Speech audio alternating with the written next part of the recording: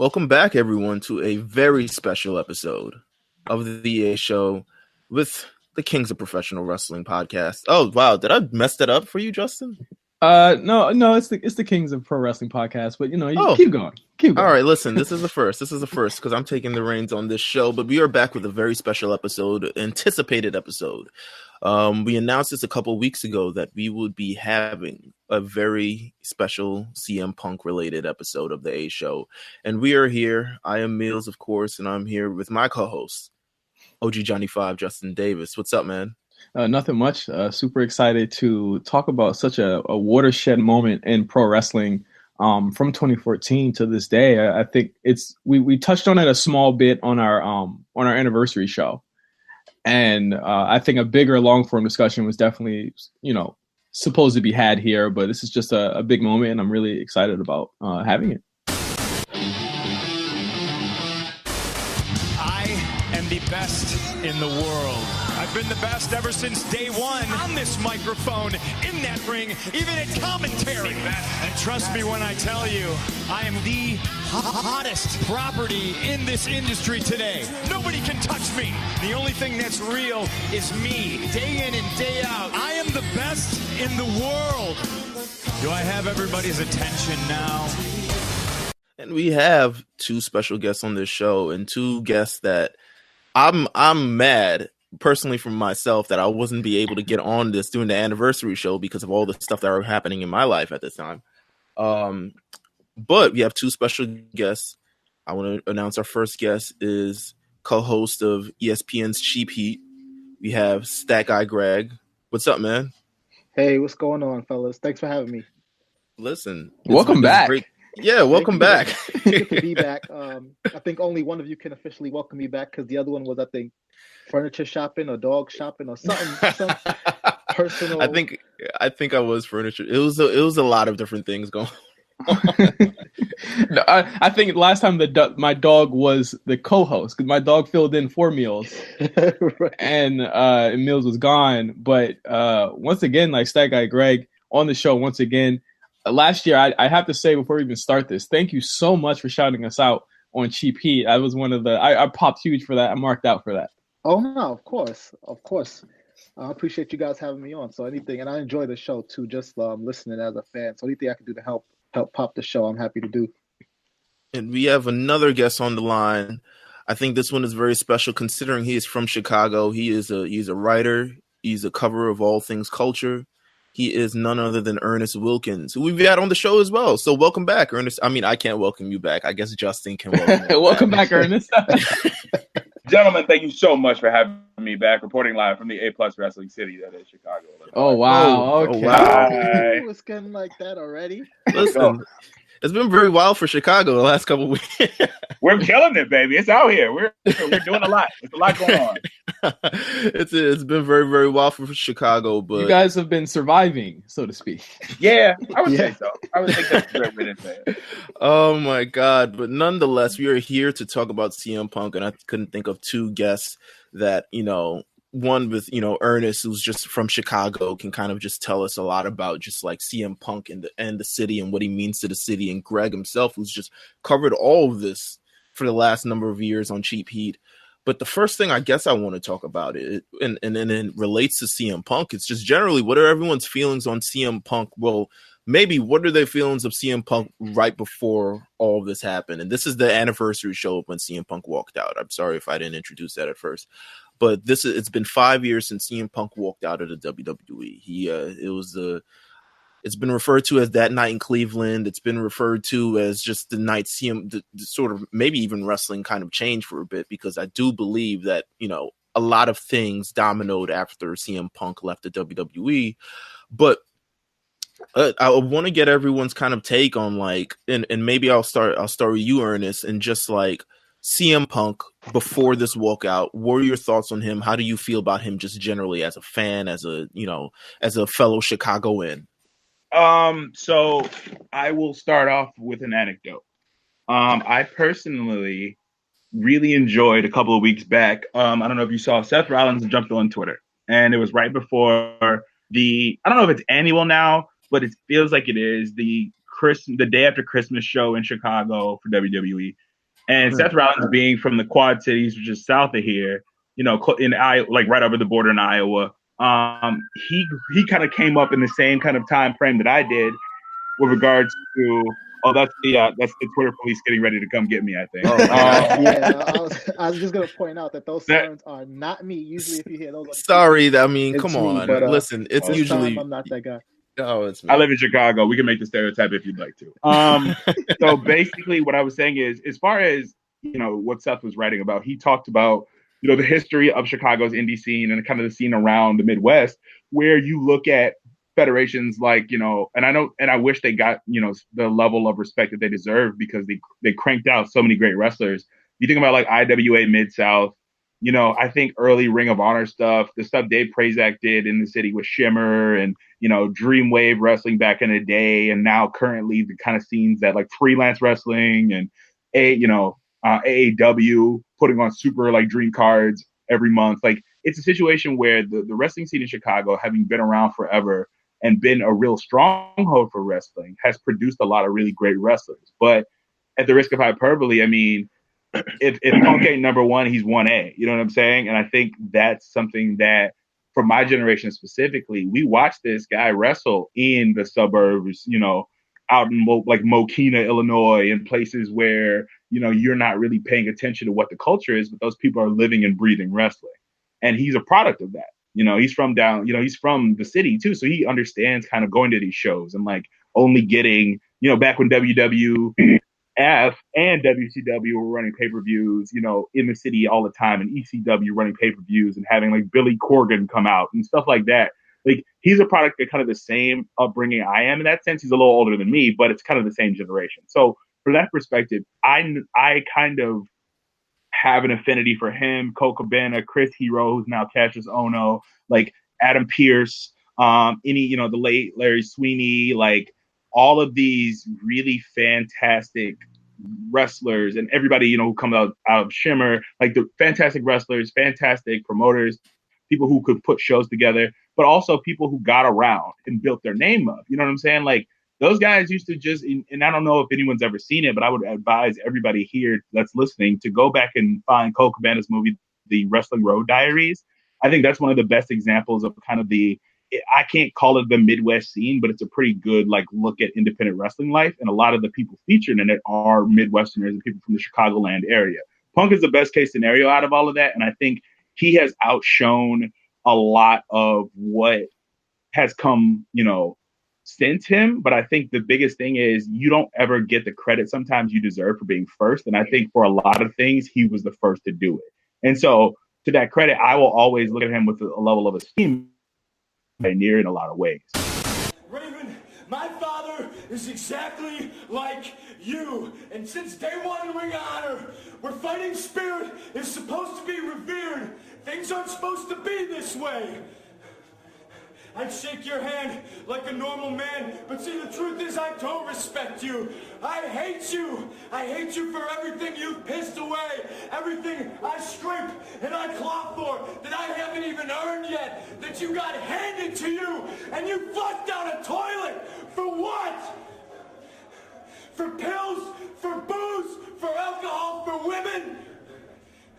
I am born of your poison society, so on the 17th of July, I will become a monster to fight the monsters of the world. And your time in Ring of Honor will be done. And that is a promise, because this is true. This is real. This is straight edge. Greg, what would you say for, covering him as part of Cheap Heat, just been a fan for a number of years, just your overall like thoughts, your experiences with CM Punk just before this walkout, like everything building up, because it feels like at one point he was one of the biggest professional wrestlers on earth. And he was. Just before the walkout, I'd say I was like everybody else. I was a fan. I enjoyed his in-ring work. I enjoyed him on the mic. And I thought I believed the hype, and I'll leave that there because I know you're gonna ask about how we feel after the fact and things like that. So I'll leave that there. As just I enjoyed the hype, and he I really bought into everything he was selling, as far as him being the best and nobody in the ring being able to touch him in the ring, on the microphone, just him being absolutely miles ahead of everybody. And that's a testament to his skill as a pro wrestler, but not just in the ring, but in all aspects of pro wrestling, right? The hype, the pomp and circumstances, the storytelling, all of it. You're not a CM Punk guy. I know that. I'm glad you found your famous grapefruits and you can say that to my face in front of the world. But you should be a CM Punk guy. You don't get it. You still don't. I'm the best in the world. I'm the WWE champion. A year and a half ago, I said that I was just a spoke on the wheel. Fast forward to now, today, right now, I'm not a spoke on the wheel. I am the wheel. Not only am I the greatest thing that ever happened to you in this company, I'm the best thing you got right now, and you still want to sit here with that indignant look on your face and you dare disrespect me? Justin. Yeah. I'll say it and I'll intro you. For someone who also, previous podcast named Voice of the Voiceless. Yeah. There is no dispute that at one point, I don't know if you are now, but maybe we'll discuss that you were a major CM Punk mark. I mean, a lot of people might not know this. A lot of people, I've never really said this, but like CM Punk is the guy who defined what straight edge was for me.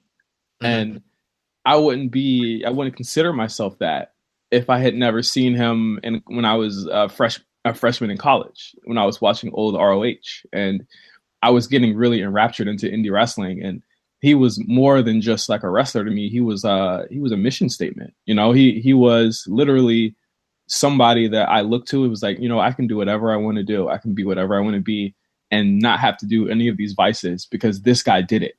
I remember looking at the Best in the World DVD documentary and being like, wow, this is the most, and today it's still one of the most incredible things WWE's ever done. Oh, yeah. But I think that, I mean, it's immeasurable how big of a fan that I was of him at the time. I remember literally tearing up when he debuted in ECW because I would have to go find like rips of old OVW shows to see, to like see his old matches with like Brent Albright and stuff like that. It was huge. My fandom for him was very huge. So like, when I say that Voice of the Voiceless, like when I named my podcast that was completely in homage to him. Like it goes without saying that I was a huge CM Punk fan. I think generally the world was a huge CM Punk fan because when you talk about, I mean, I already hinted at as one of the biggest wrestlers in the world in 2013. CM Punk was kind of everywhere. I mean, after the pipe bomb thing, and we can talk about the pipe bomb briefly and just like how it catapulted him because it really, instead of, it really was a moment that by any stretch of imagination, a lot of contracts end and a lot of contracts expire and people go on their own separate ways. And sometimes they show up in TNA and sometimes they show up in New Japan and sometimes they show up all over the world. But this was the most publicized, like, exit from a company that we ever saw, and the fact that it was weaved into a storyline. And it was, it was obviously a rehash of the ROH storyline where he signed to the WWE, and it's kind of, I don't think it had all the dramatics of the ROH storyline, but it was on a major stage. And it was that promo that kind of sent him into a different spectrum. And it's the spectrum that divides, like, to me, people like God, how can I do this without throwing shade at people? It's the spectrum that separates the people from like the Dolph Zigglers and the Cesaros. People who, if you're wrestling fans, you know them, and you're very understandable of all the content. But then you reach to the next level, and you have the people like the Y2Js, the Triple H, the Rocks, the Stone Colds, everything like that, where you reach the next level, and people just beyond wrestling. If you don't have to be a wrestling fan to know them. And just know CM Punk. Just to like, I'll just say this though: Y2J, Triple H, and CM Punk are on different levels than The Rock, Stone Cold, and Hulk Hogan. Yes. But I'll agree. It did throw him a level above the Dolph Ziggler. To that point though, I think there's something that needs to be said about So if you want to look at it from the standpoint of like the pantheon of the greats, that's cool. But like, there's a step from how many indie darlings have you seen kind of come to the league, and or in the league in this case being WWE, and kind of not find a direction, get stuck in a tag team that doesn't go anywhere. Like, even getting to that, if you want to say that second tier, is still a pretty tremendous accomplishment. So I don't want to downplay that. I think just in general, I mean, he was essentially, I don't know if there was a prototype from the sort of that ROH era of like the superstar success you can actually have that isn't CM Punk. I mean, it would be Brian. It'd be Brian. You think so? Yeah, it would. Brian. But the thing is, I don't think you. Okay, I'll say this, and this is just kind of my thing. Like, I think the reality era that Punk brought in himself gave WWE a kick in the ass at a time that it needed one. And I think the reality era coincided really well with two different things, right? So I think the rise of the television shows, the Total Divas show, and the rise of the general sense of like the network itself, but also factor in just social media changing, right? Like the reality era, as we call it, isn't just, oh, they're using, work to shoot promos. They're literally talking about the fact that, they're going to acknowledge that Ring of Honor exists on television. They're going to acknowledge that New Japan is a thing that takes place. They're going to acknowledge that these wrestlers that the audience has seen wrestle overseas or in Mexico or wherever for the last 10 years or TNA are now, they wrestled somewhere else for a long time. That's a real strong break from WWE tradition. Like, they never did that. And so it's a situation. Well, I would say not since the Monday Night Wars. How about that? Yeah. Okay. And so I think the point that I'm trying to get to is that he not only gave the Bryans and those international workers a platform because he said, hey, I'm going to get in front of this, but when I get the belt, I'm going to show off like the Luke Gallows of the world. I'm going to give lights to a Molly Holly, like those kind of people. I don't know. I have to disagree with that because, people point to the pipe bomb, right? And they point to that as this moment where WWE was finally looking at indie stars differently and signing them up. But I mean, that I understand where that means something in terms of like the CM Punk lore and the mythology, but it's honestly, it couldn't be further from the truth. Like, WWE was already signing up indie stars. They already had their eye on people. When Punk gives his pipe bomb, they had already tried to sign Nigel McGuinness. Yeah. They had already had their eye on Samoa Joe, and Jim Ross determined that he wasn't a good fit for them, so he ended up going to TNA. Daniel Bryan was already on the roster, had already won Money in the Bank. They already were looking at Seth Rollins. I think Seth Rollins actually was there in the company. Yeah, right. Seth was there. They famously published that list of indie stars that they wanted to take, and Kevin Steen was on the list. El Generico was on the Rob list. Naylor's thing, but like that to me is kind of tricky because then at that point, to say that the pipe bomb is what made WWE look at the indies and take them seriously, I have to disagree. No, business as usual. No one said that. No. I didn't say that. I mean, I said the pipe bomb was pivotal in CM Punk's entire sort of the story thing, but I do think CM Punk is one of the most pivotal, in terms of the current day landscape of WWE, where you have all these independent talents that have gone on to have success. I do think CM Punk was a major blueprint for that because for instance, I don't think a lot of it happened before CM Punk was one of the first major ones. Like, that actually kind of worked out. You remember when Low Key signed to WWE, and then they, fixed him as Caval, and then it just never kind of stuck. And they had a few other talents. I mean, even like a Frankie Kazarian never really worked out. A lot of different people who worked a lot on the independent scenes just kind of never worked out. But CM Punk was the one that kind of just broke the mold. But and a lot of it to me was the fact that they never changed. Yeah. He was kind of himself, and they never changed him and try to repackage him as like this new WWE molded guy. I hear that, but to say that, it sort of ignores that Daniel Bryan was doing the same exact thing right there. They changed his name, sure. Well, he got fired. I think the difference, still the kid in the difference with tights. No, I'm with you. He got fired because he broke a man. Right, but what I'm saying is fired because he wasn't skillful and because he wasn't being positioned. He wasn't gone for that long. He came back after a few months and went right into championship pictures and major storylines. Well, here's my question. Does he have the blueprint to take a white-hot independent feud and translate it into a direct main roster opportunity like Punk did. We're using the example of the storyline that he already utilized in Ring of Honor to success, which got him a higher profile going into a higher profile going into OVW, which had a young J5 seeking out his tapes. Like, I think Brian's thing was, okay, I got fired. I'm going to go work the indies, get my shit together, get my work rate up. Drew McIntyre, all of these, I think he also brought the kind of impetus to these younger guys to say, like, hey, I don't think he deserves all the credit. I will say that, but I think he deserves a lot of it because he's the one that let me take something hot and not change anything about it because I know the fans are going to ride with it, and he's proven right multiple times. So it's the exact inverse of Zach.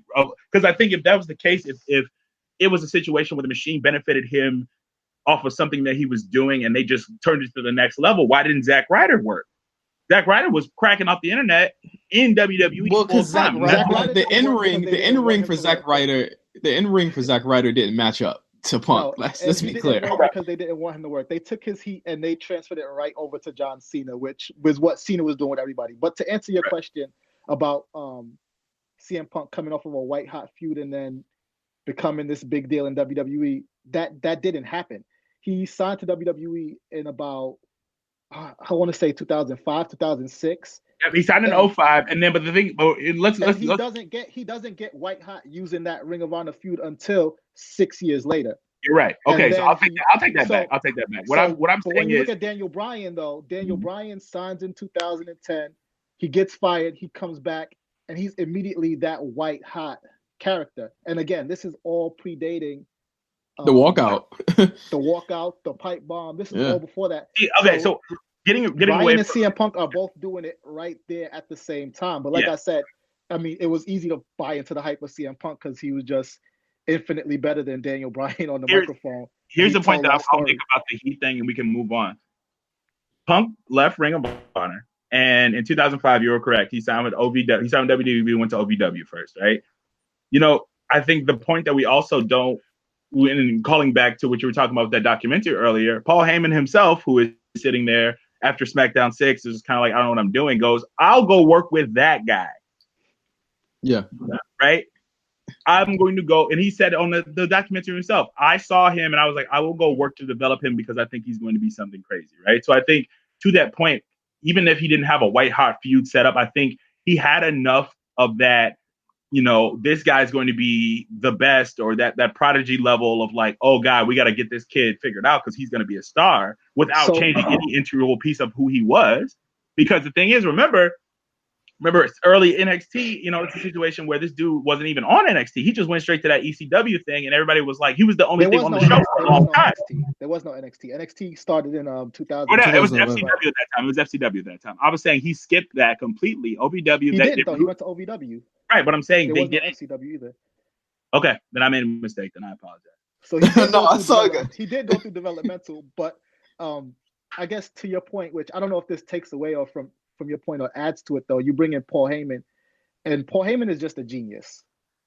That doesn't make, you know, CM Punk is great, but Paul Heyman is a genius. And part of the genius of Paul Heyman is that he can take somebody and hide their weaknesses and elevate their strengths to the point where you think this guy is the man. Mm-hmm. And you just run down the roster of ECW champions that he made after WWE and WCW was plucking talent.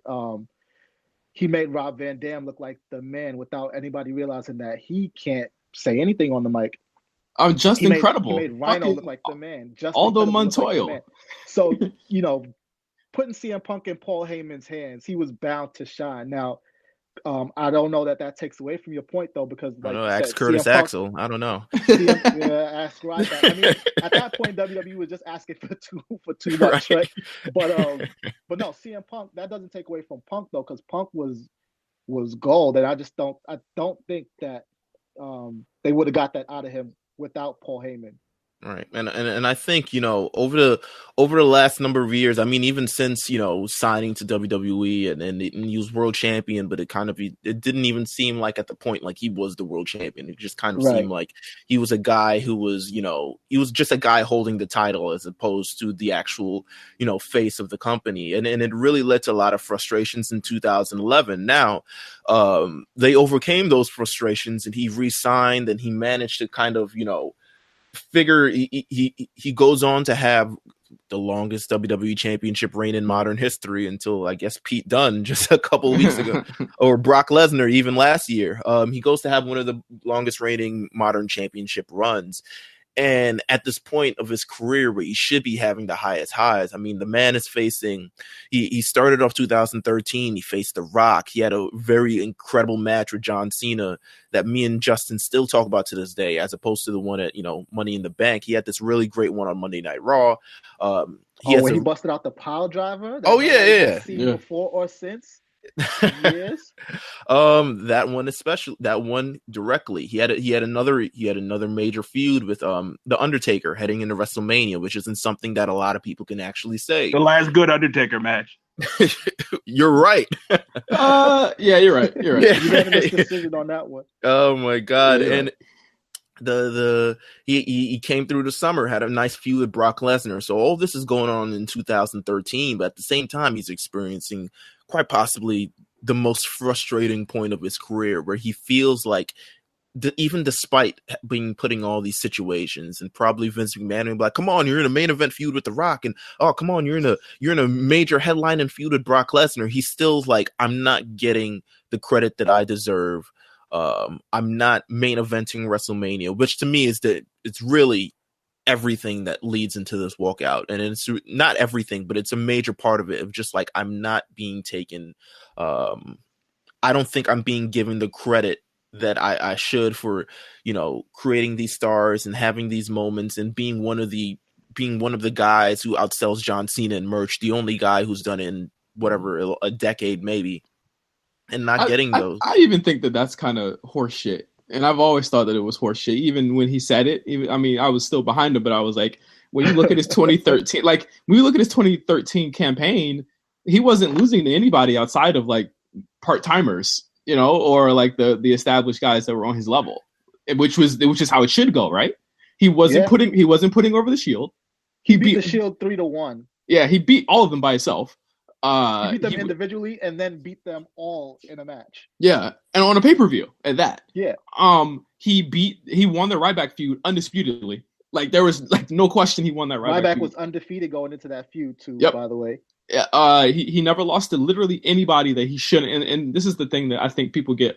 They kind of get confused about with the current TV, where it's like these guys are losing, and when Roman's not, he's not losing to people. Like Roman Reigns loses a lot.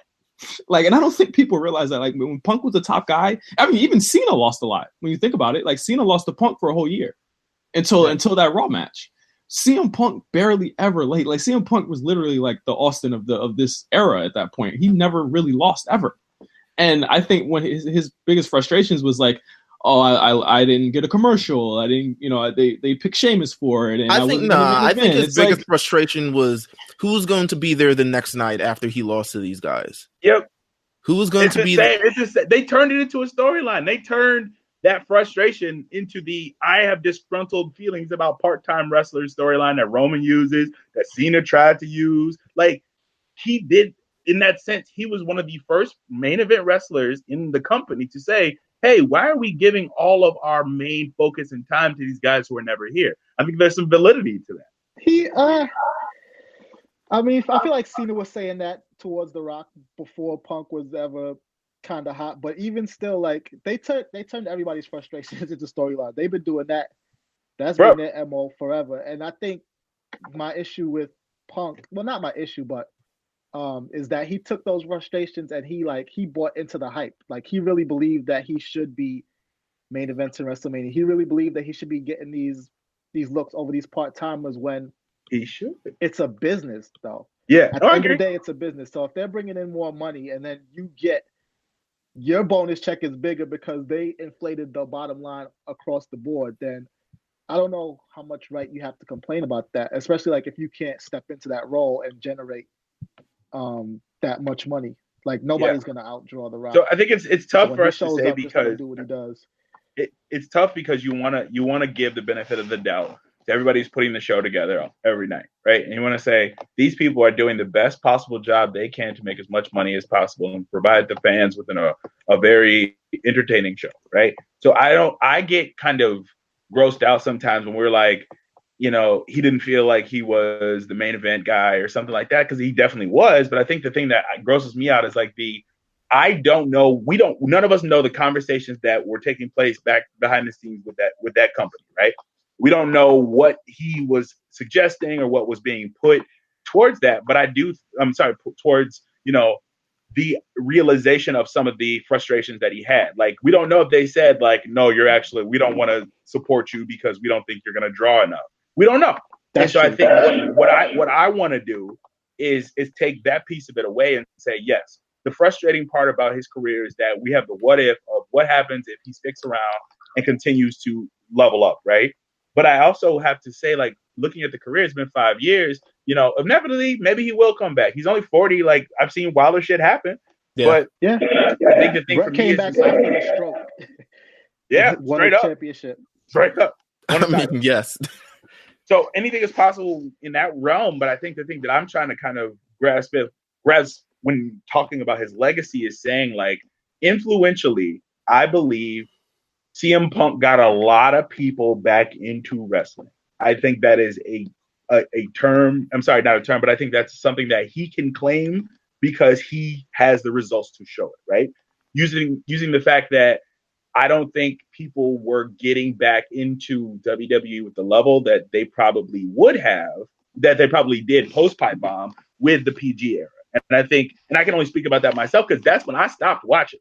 I stopped watching right before WrestleMania 23-ish, 24-ish. Do you guys think he wrote the pipe bomb? Do you guys think he wrote the pipe bomb? I think he wrote they most of it, and then everybody worked on it together. Yeah.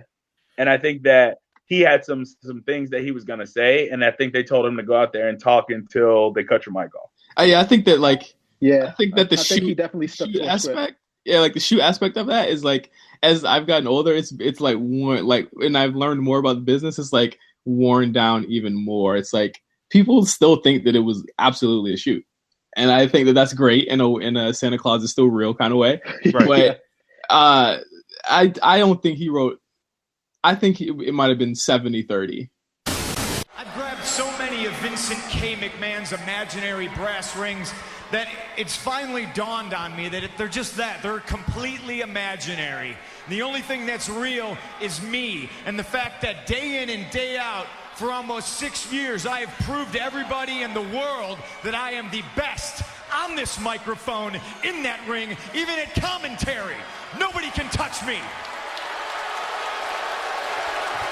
And yet, no matter how many times I prove it, I'm not on your lovely little collector cups. I'm not on the cover of the program. I'm barely promoted. I don't get to be in movies. I'm certainly not on any crappy show on the USA Network. I'm not on the poster of WrestleMania. I'm not in the signature that's produced at the start of the show. I'm not on Conan O'Brien, I'm not on Jimmy Fallon, but the fact of the matter is I should be. And trust me, this isn't sour grapes, but the fact that Dwayne is in the main event of WrestleMania next year and I'm not makes me sick. But I also feel like in terms of the delivering this promo, you can believe, and then that's probably why people, I mean, you don't know how the presents get there. They just do. And you're just kind of like, oh my God, it's got to be Santa Claus. Like there's got to be, the people believe it because of the sort of conviction behind that actual promo. Like the promo where he says it, the little lines of like, hey, Colt Cabana, like all those other types of things, and the mic cutting off. It was an entire sort of delivery behind it, which to me is amazing. But yeah, it's I think whether he actually wrote I don't think it matters. I don't think it matters. I don't think it matters, but I do feel like, in a sense, I could imagine his frustrations in the workplace. And I think we can all talk about frustrations in the workplace at various points in our lives where you feel like at some point someone is being given credit and you're working as hard as you can and you're working and trying to create these ideas and you have all these ideas and people are just like, well, no. And then you see someone else deliver this idea and then you're just like, come on. Like there's no his entire gripe with a lot of the things that he talked about on the podcast was a lack of communication. But here's the thing about that, though, right? Is like, so we've been speaking about his career in the WWE, and we've been mashing up an almost 10-year career to make it sound like it was a 2-year thing, where right. like he comes in, he's white hot, nobody listens to him, so he gives this promo, he goes on a legendary championship run that, you know, we're talking about like it lasted 5 minutes. It was almost 2 years that he had the belt. And so, like, he was happy, and then he was frustrated again. I think he was frustrated even when he had the belt, because I don't even think you can. I think his point was if he has the belt, he has to be the face of the company, and then that wasn't the case because unfortunately, the way things lined up with him, he was champion at the same time The Rock was coming back on his run, and you know that 2011, even the night he won the championship, The Rock main evented that show. Yeah, and then at the WrestleMania, Rock main events that too. I mean, the night after WrestleMania, Brock Lesnar comes back, and now Brock Lesnar's the fixture, and everyone's going after him. And it's that's the business, and like you cannot take it personally because like even if you want to go back right with the WWE Championship and that title, again, this is not a thing that they started doing to Punk and that was done to him. Well, it's still happening now, even actually. Right, but even like go back, right? The most popular wrestler on the WWE roster before WrestleMania 3 is Andre the Giant, not Hulk Hogan. So he's got to be the champion. He's not even the guy. He becomes the guy after WrestleMania 3. Randy Savage has the belt, and he's not the guy. It's still Hulk Hogan. Ric Flair has the championship and defends it in the middle of the card at SummerSlam and WrestleMania. And this is a decade before Punk even steps into the ring. So this is not something that they're doing to him. This is business. And as somebody who's been in the business, he should understand. But he did what we did. He bought into the hype. Now we're supposed to. We're the fans. Like he's selling us something.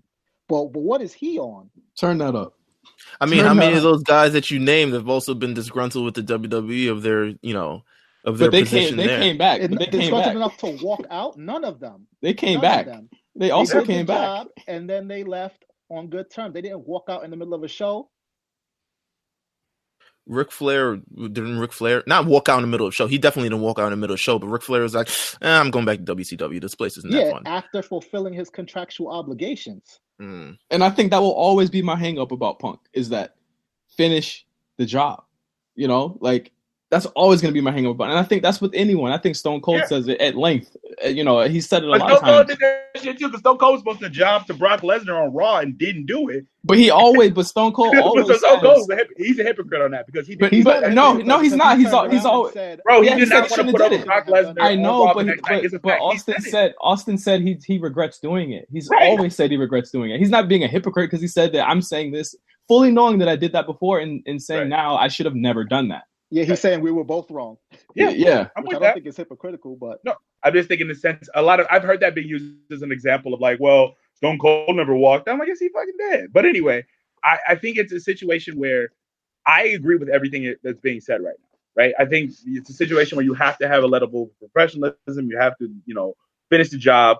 I also think that there's a situation where if he wants to come back, he wants to come back. If he doesn't, he doesn't. I think discussing his legacy is everybody just kind of on the page of like he was influential, but he shouldn't have left the way he did. Like, I don't understand really, I think there's a lot of other stuff that needs to be unpacked around his career, not just in WWE, but just in wrestling in general. Because to be honest with you, I think everybody was kind of just like, okay, the UFC thing seems kind of like a why kind of move. And so I think talking about his legacy past the narrative that we have kind of already established in the first half of this is saying, like, we know that, right? So we know for a fact he was a champ, he was kicking ass, he left, he shouldn't. And we pretty much, I think everyone has kind of seen over the last couple of years that was not the decision he probably should have made, right? Right. So I think the thing for me is like talking about his legacy, like what I'd love to talk about a little bit is like the stuff that he got done while he was there, I think is still some pretty innovative stuff.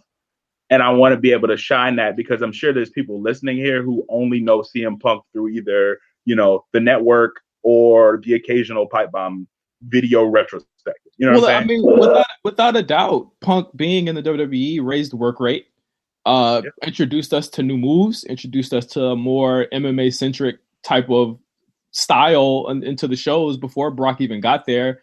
Obviously promos, obviously Straight Edge Society was tremendous as far as being on SmackDown and kind of like the doldrums of SmackDown at that point. And he was in the pits with Luke Gallows and Molly Holly making it work every single week. And I think the Serena Deeb. Serena Deeb. I apologize.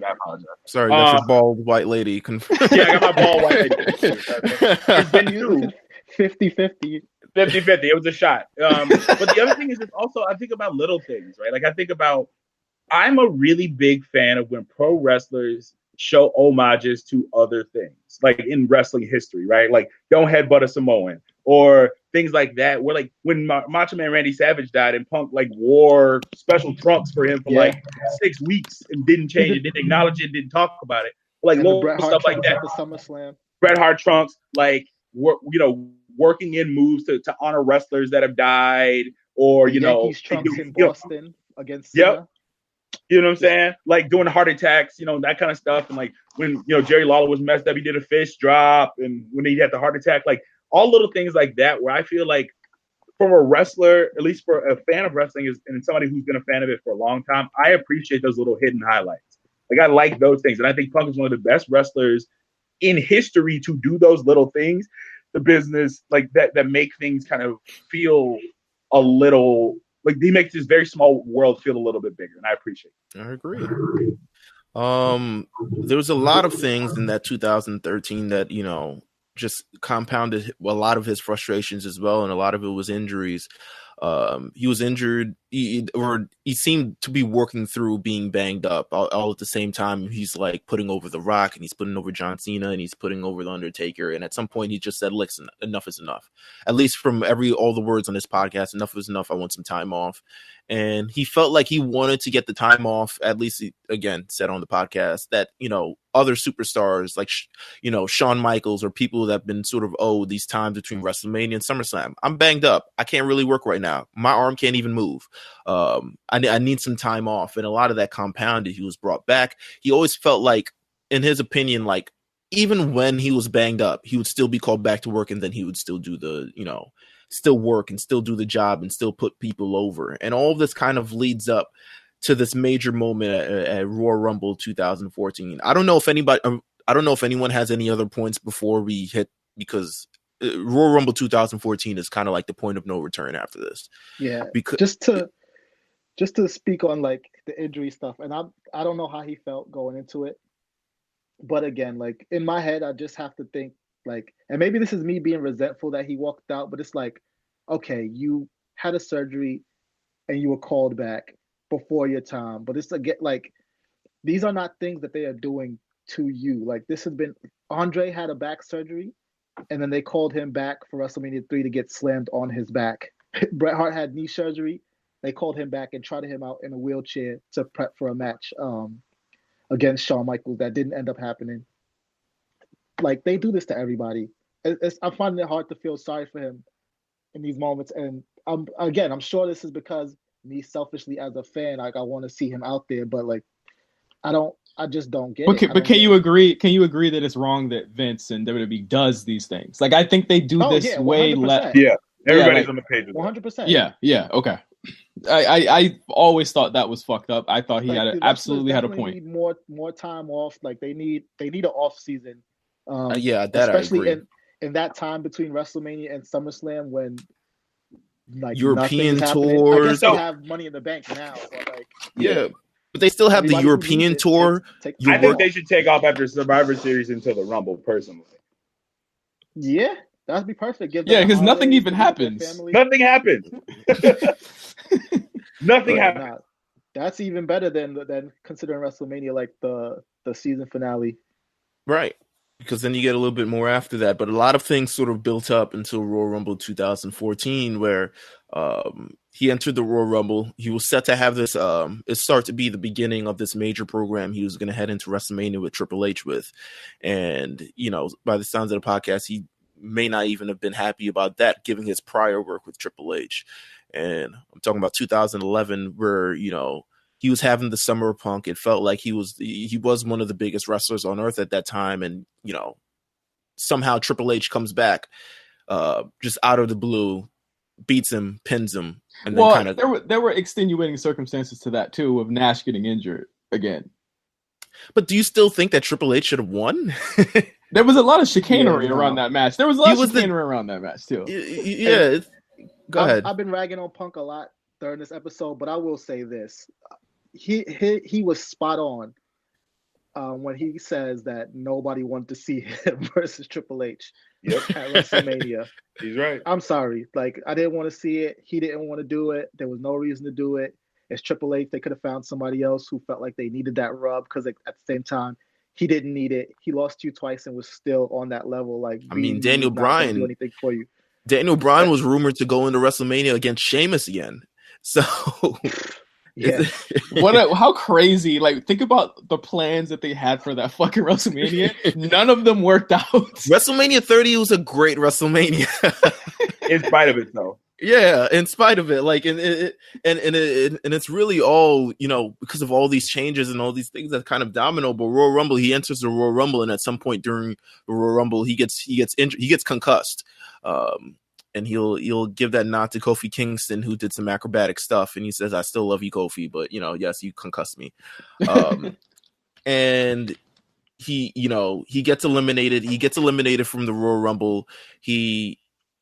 It ends up being this kind of thing where it's just like, now there's sort of, you know, an altercation backstage. And this is all that we hear from the podcast, from just other people who've been, you know, associated with it and all this other stuff. And he, just from the podcast, he has this realization. He says, I was sleeping in bed and he was just wondering, what am I doing with my life?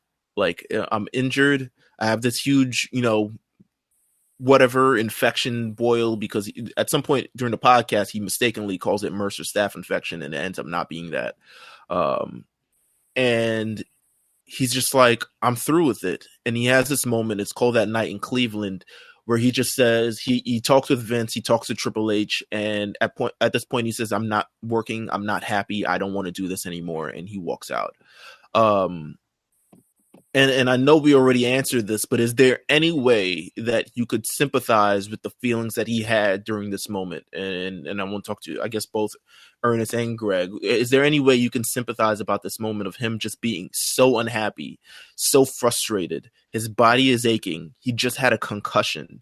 A lot of different things leading up to, and his main goal, his only goal, I want a main event WrestleMania. And it's just like, you are in the main event against Triple H. And it's just like, you know what? You don't get it. And I think sympathize with him, you know, feeling the way he felt around his injuries and being unhappy and all of that. But the part that, like, I don't sympathize with him is for, like, the main event of WrestleMania. Like, again, Ric Flair never main evented a WrestleMania. Randy Savage got one against Hogan. He didn't main event the one where he retired? No. Nah. Edge and oh, you're right. It was Edge and somebody. I didn't watch it. But that's the moment you remember, right? So, well, I remember also, I wasn't around in that time frame because Punk brought me back to wrestling after that time. So I was like, I had to go back and look at all that stuff. Like, oh, word? Okay. Like, the main event of a WrestleMania seems so petty. And I know, like, it might be the icing on the cake for all these other things that he was going through and feeling, but, like, for that one to be the one that you're, like, dying on your head on, and the hill. Like, but one thing that's always depressed me is that he said on that podcast, and I think it's like to this day, that he failed ultimately because it never happened for him.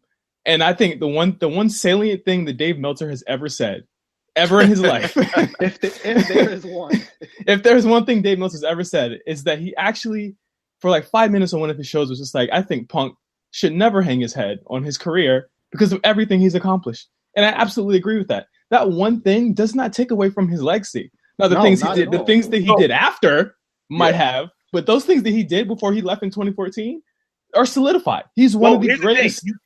We cannot put our level of what we consider a successful accomplishment to someone else's, right? Because you think about like a major athlete, and I think of wrestling. But you gotta admit he's being a little bit. Hold on. Again, if you have the personal determination since you were a little kid to do something, and you pursue that through all of the nonsense and the unlikely scenarios that lead you to become a superstar, and you still don't get that one thing. He was almost 40, Ernest. Yeah, he's 40 now. How was he almost 40 then? 5 years ago, he's almost 35. He was almost 40 at that point, or he was in his mid 30s at that point. You're still feeling like that? Like that's like me. That's like me as a writer. That's like playing basketball when he's 38. Here's my thing. That's like me as a writer never having anything printed in a magazine. That's never happened for me. Does that mean like when I was 28, I was like, damn, I really failed as a writer? At 31, almost 32, I'm like, you know what? That might have been a good thing. It opened up doors for me to do other things. Yeah, but like the same drive that got you there might be the drive that kills you in the end.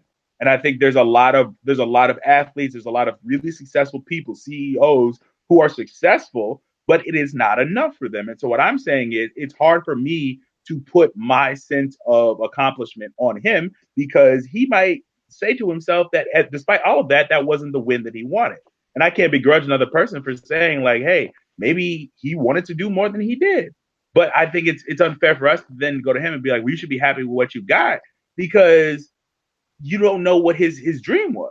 So and I also don't think that that's the thing that he's hanging on either. I've never like it sucks that he said that, but I also don't think I don't think that's the real thing. Or maybe it is, because he said it. So but here's my thing. He's got everything else. He got every match. If you don't have the thing that makes you happy, you don't have anything.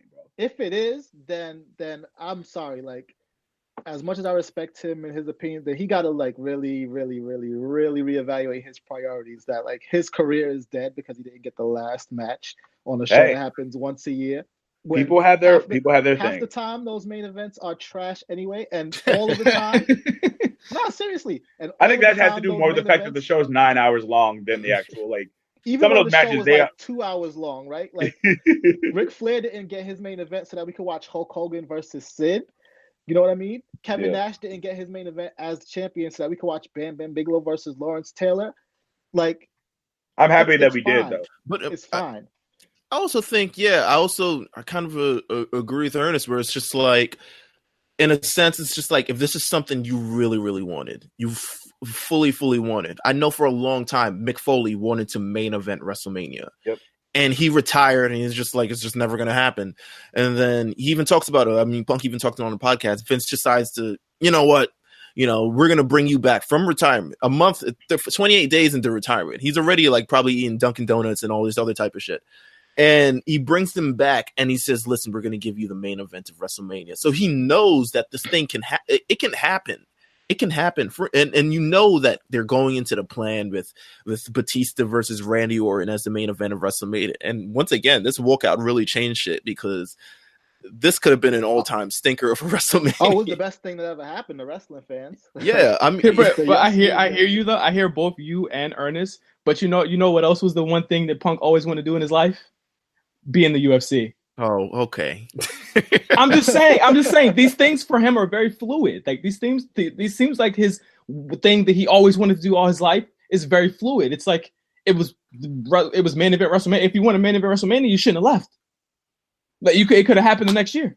This is true. Like it's like your next thing that you want to do is UFC, and you did it, and we'll get to that. But it's like you say it could have happened the next year. It could have happened that year. Like if he played the feud outright, and like, because I mean, come on. I don't think they would have. It's Hunter. How many times has he taken the main event spot just because he felt like his feud was that hot? I don't think but also how many times that was his best chance to get to the main that's event. speculation though. Like we don't like I don't think Triple H main evented Roman Reigns. Triple H main evented with Roman fucking Reigns. But he also gave himself the championship, and it was just like, now we're gonna main event big. That was fire. That was fire. I don't think they had. I don't think he had any other option. Yeah, that was fire. I like that. I like that option. I loved it. But and I think that's I'm really anti, and I'm gonna say this because it's a larger statement about wrestling media going into the 2019 year. We, as folks who are talking pop culture and professional wrestling, have got to let the WWE evil, Triple H booked himself into getting the title kind of mentality kind of stuff. Because I'm like, if it's a business, then it's a business, right? Mm-hmm. And so I think the same people say that, then go, well, Vince is ruining the show and Triple H is giving himself the belt. I'm like, but you just told me they make business-related decisions. Yeah, so, but also Triple H has told you that like, he's notorious for burying people. Triple H has told you that he does that. So when it happens, you have to be like, well, this is how he says he moves. Has he done it as an active? I guess I took that as him saying when he was an active wrestler, he was doing that. I think it seems really ass backwards for the COO of a company who's promoting the next future, so he has people to promote to be like, actually, I think I need to take it. I think it literally was, there's nobody else hot. Let's make it happen. Right now, we can personally disagree about who they should have promoted instead of him, but I think that's a business call the same way. Asking the champ to work hurt is a business call. And at that year in 2014, who in the fuck was hotter for Punk at that point? Taker was being taken. That Brock program was happening. Yep. Cena was gonna get Bray, which that was a good program. That the match didn't really end up being anything, but it was a good program going into it. The title picture was going to be what it was going to be. It had to be Triple H. Who else was going to get? No. And when you think about it too, like with the title picture was getting poo-pooed on from the Rumble. WWE is notorious for saying that they will change the course if they have to. So if you have fans poo-pooing on it from Rumble, and then him and Triple H managed to present sort of a blood feud, they will send that championship match to wherever they have to put it on the card if Triple H and Punk do what we know they can do with what they're given. But I also feel like just in the lead up to that WrestleMania, a lot of different things in the way WWE handles business, they like to be like, well, you're going to get this anyway, despite whether you want it or you don't want it. I think the Batista Randy thing, it ended up not working. A lot of it was because Punk left, and a lot of it was the narrative of like all these part-timers are coming in and taking our spots that he kind of, put out through the entire year. And then, for instance, like I'll say in the previous year, they didn't want Daniel. I mean, let me not say that. They didn't want Daniel Bryan to wrestle, main event WrestleMania, even though the story was, and he was the white hot, and it was his moment. It was his time. It was his summer of Punk. It was his, summer of Austin. It was his entire thing where it's just like, listen, this was the guy. And I remember, you can even remember at once, and this is like very nitpicky. Like at some point they tried to like shift it off on Big Show on like a Survivor Series where they're just like, the Daniel Bryan loses that Hell in a Cell, and now Big Show's the one doing yes chants because they're like, oh, it's not Daniel Bryan who's getting over, it's the chants. So we do this with Big Show, and he's and to me, they try to do they did a lot to suppress that fact. But it was at the end of the day, you couldn't ignore it. And I think that CM Punk leaving and CM Punk walking out, in fact, presented them with a huge thing that they needed to do. And it was like, listen, we have so much bad going around this WrestleMania. The CM Punk thing really kind of screwed up a lot, and we still need Triple H on the show because this is WrestleMania 30. And it's just like they had to do what they had to do. CM Punk walks out a couple hours before Monday Night Raw, and they're changing everything. And then literally, from between that time and when Colt Cabana's podcast goes up, we really hear nothing from CM Punk outside of his tweets. Did you have any idea that he was going to leave, that he was going to disappear, quit the company? Did he tell you about it? Did he reference it at all? Or did you know just from knowing Punk? I think on the day that it happened, it was very spontaneous. Mm-hmm. I think it was a year in the building. Mm-hmm. And any day in that year, had he decided to walk, would not have surprised me. Mm-hmm. He was unhappy. Mm-hmm. He had enough. He couldn't take it anymore. And it wasn't a slow build. It was, a year before he walked, these were daily conversations of, I don't know how much longer I'm going to be able to take this. I don't know how much longer I'm going to be here. I don't know how much longer I can take this. I don't know how much longer it's going to be till I just decide to go home. So I'm surprised it lasted that long.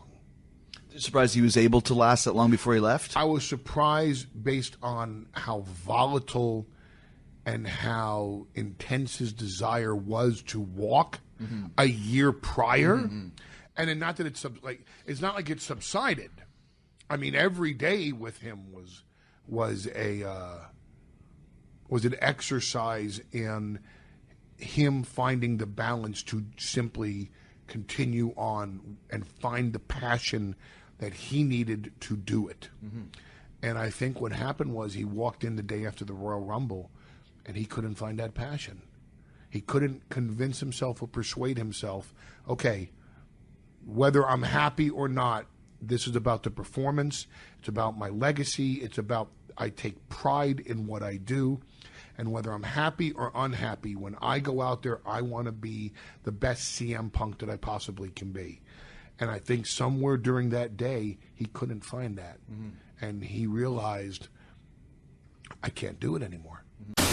That's not true. I talked to him. Oh, well, yes. You talked. All right. Talk about your discussion with him at that point. It actually happened by accident. I was working at the Chicago Tribune at the time, and we were covering something around the Cubs, actually. And I got an opportunity to talk to him. And this is probably May 2014. So he has been gone for a while. And I straight up just shot my shot. And it's really funny because the PR person was like, don't ask about wrestling. But I was just like, you know what? Fuck it.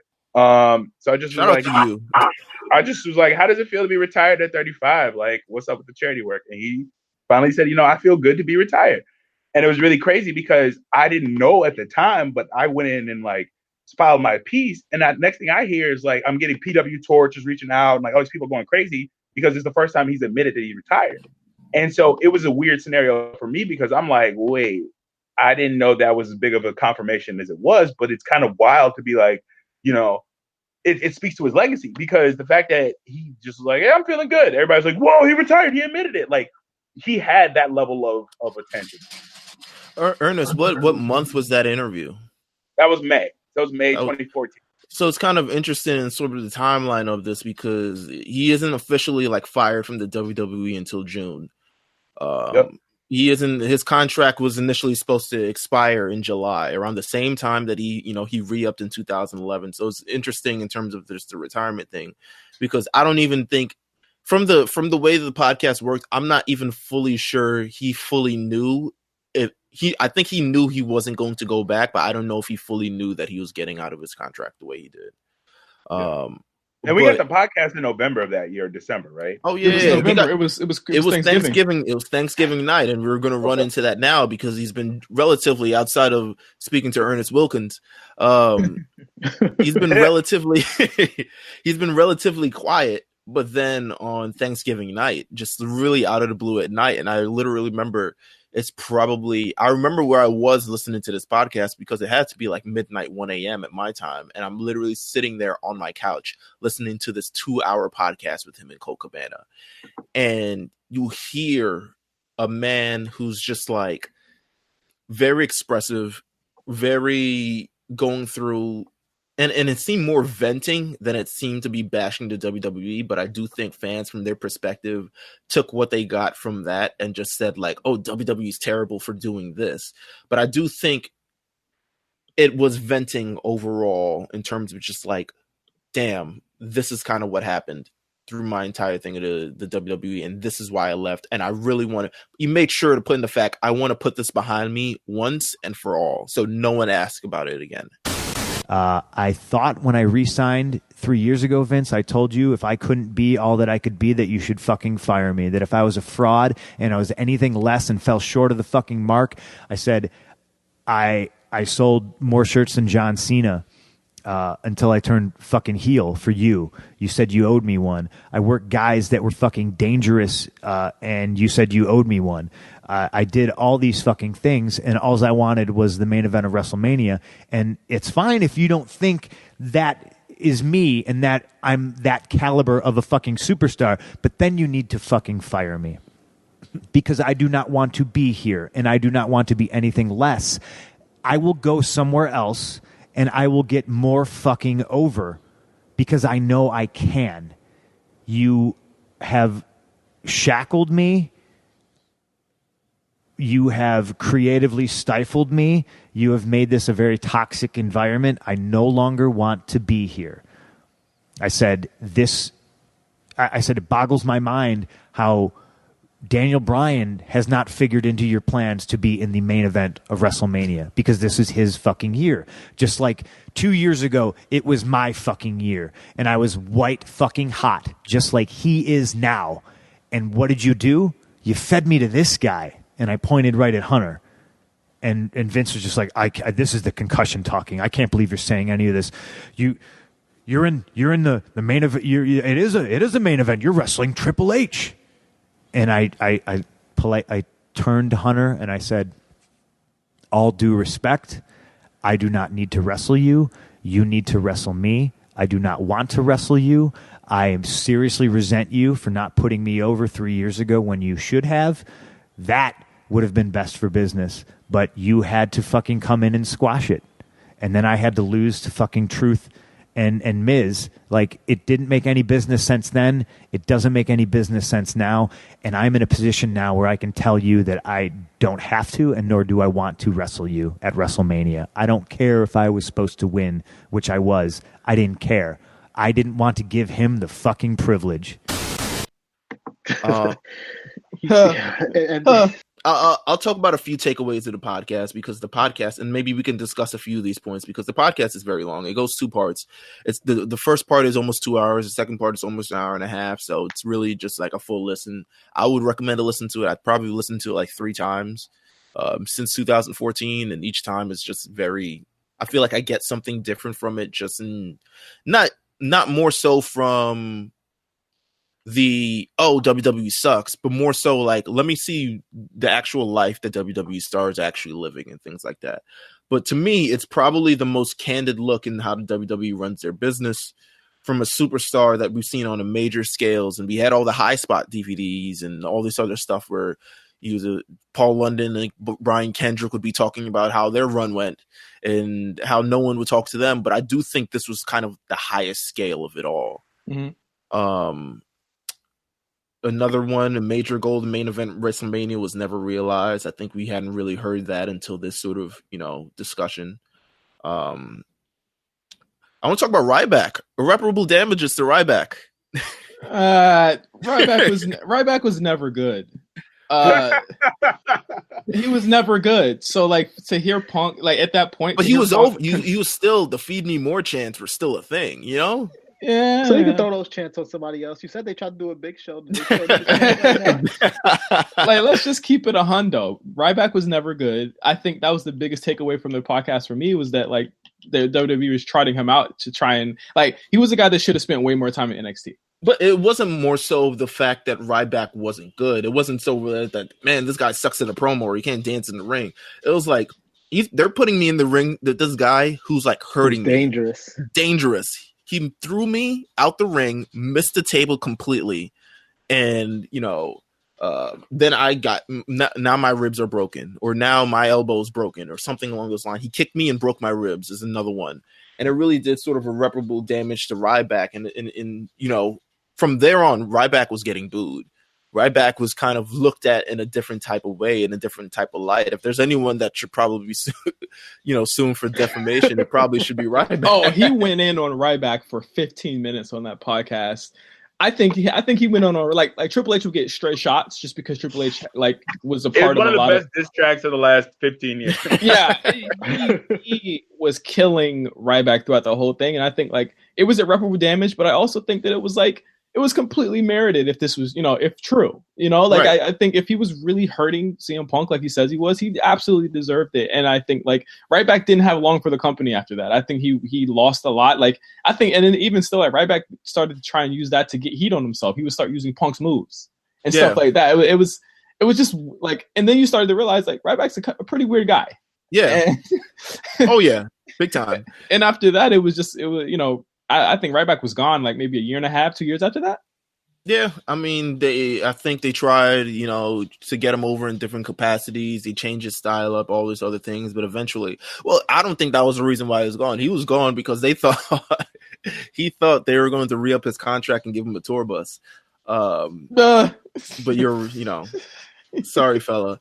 One thing this podcast also shows was his major issues with Triple H, and he kind of lines out a timeline of various different things where, he's promised the movie 12 rounds and he says, oh, Triple H discusses him. It's like, yo, is this during the European tour? No, it's not during the European tour, but is it really? And then the next day, Randy Orton's in 12 rounds and CM Punk has to work the European tour anyway, or just do go we ahead. Trust, like, I don't know. Do we trust 100% of what he's saying at this point? Like, do we trust 100% of all that? We ain't gonna hear Triple H's side of it, so I guess we have to. The movie shit is wild. No, we did hear Triple H's side about it, and it was just like a lot of it. It was two sides to every story. It was basically his thing. But Triple H can't. I don't think Triple H will ever. He's never going to. He can't spill the tea. Yeah. I don't think he's ever going to just like. He's never gonna let the chopper sing Ave Maria. Is what I'm saying. So I think it's tough to be able to say that, because also I think there's a big thing that we're kind of ignoring, which is like wrestlers don't talk about this stuff. Right. Yeah, ever. At all. And so the reason that we were foaming at the mouth about it 5 years later, I mean, he's talking royalty checks and everything. We barely get a glimpse behind the curtain. He gave us one to an extent. And I think that some of the backlash against WWE was in part because one of the hurts, him working hurt, but the other, like, you only hear his side of it, and it's the most you've heard about the ongoing backstage stuff at WWE for years. So of course you're gonna ride with this dude because he's on your side. He's telling you what's going on. Right. Yeah, and I think part of it too, like as fans, we hyped it up a lot more than we should have too, because like you said, one, he's just venting. So without a doubt, I agree with you. As like gospel, like, yo, this is bars. Like you said, this check in the last 15 years, but also too, like, he's saying things that we can go back on TV and see aren't true. Not that they aren't true, but like there's hyperbole too. Like at the end of the day, he's a storyteller. So when he says like he falls out of the ring and there's a bruise the size of his back or whatever, he says like, and you go to the tape and it's not there. It's like, why are we still taking that? Didn't WWE do some shady shit at that point where they put out a video of all of the instances? They did, because it was completely unlisted too. Well, it was in support of Dr. Amen. Is Amen? Aman. It's Aman. Aman. Sorry, Dr. Aman, because he, and I'll get to this. It's probably the last part of it, but yeah, they did that in support of Dr. Aman, and they're just like, nothing's there, and we all see the photos. Them too, look, not just in support of him, because if they're saying that, like, if he's saying like their doctors didn't see it, they're like, oh well, we didn't see it either. Like these are all. But also the photos could be doctored too. Yeah, it could be doctored. So it's like, are we really going to use WWE photos as something? Well, yeah, because like where people are there too. Like there are people in the audience who have pictures of him laying on the ground that don't have him with a bruise on his back. Yeah, and they had those pictures too. And there are people who we all watched it live. Like, right. When Triple H injured his leg at, I think it was WrestleMania 31, you saw that bruise. Like, it went down the side of his leg. Right. You would have seen that same thing. There would have been commentary on it. Like, there's nothing. But again, it doesn't mean that he wasn't hurt. Right. He can't see his back. He doesn't know what it looks like. He just knows that he's hurt. It's a safe assumption to assume that it's bruised. But it's all hyperbole that we took it as, like, the word of God set in stone, when we should have just took it with a grain of salt.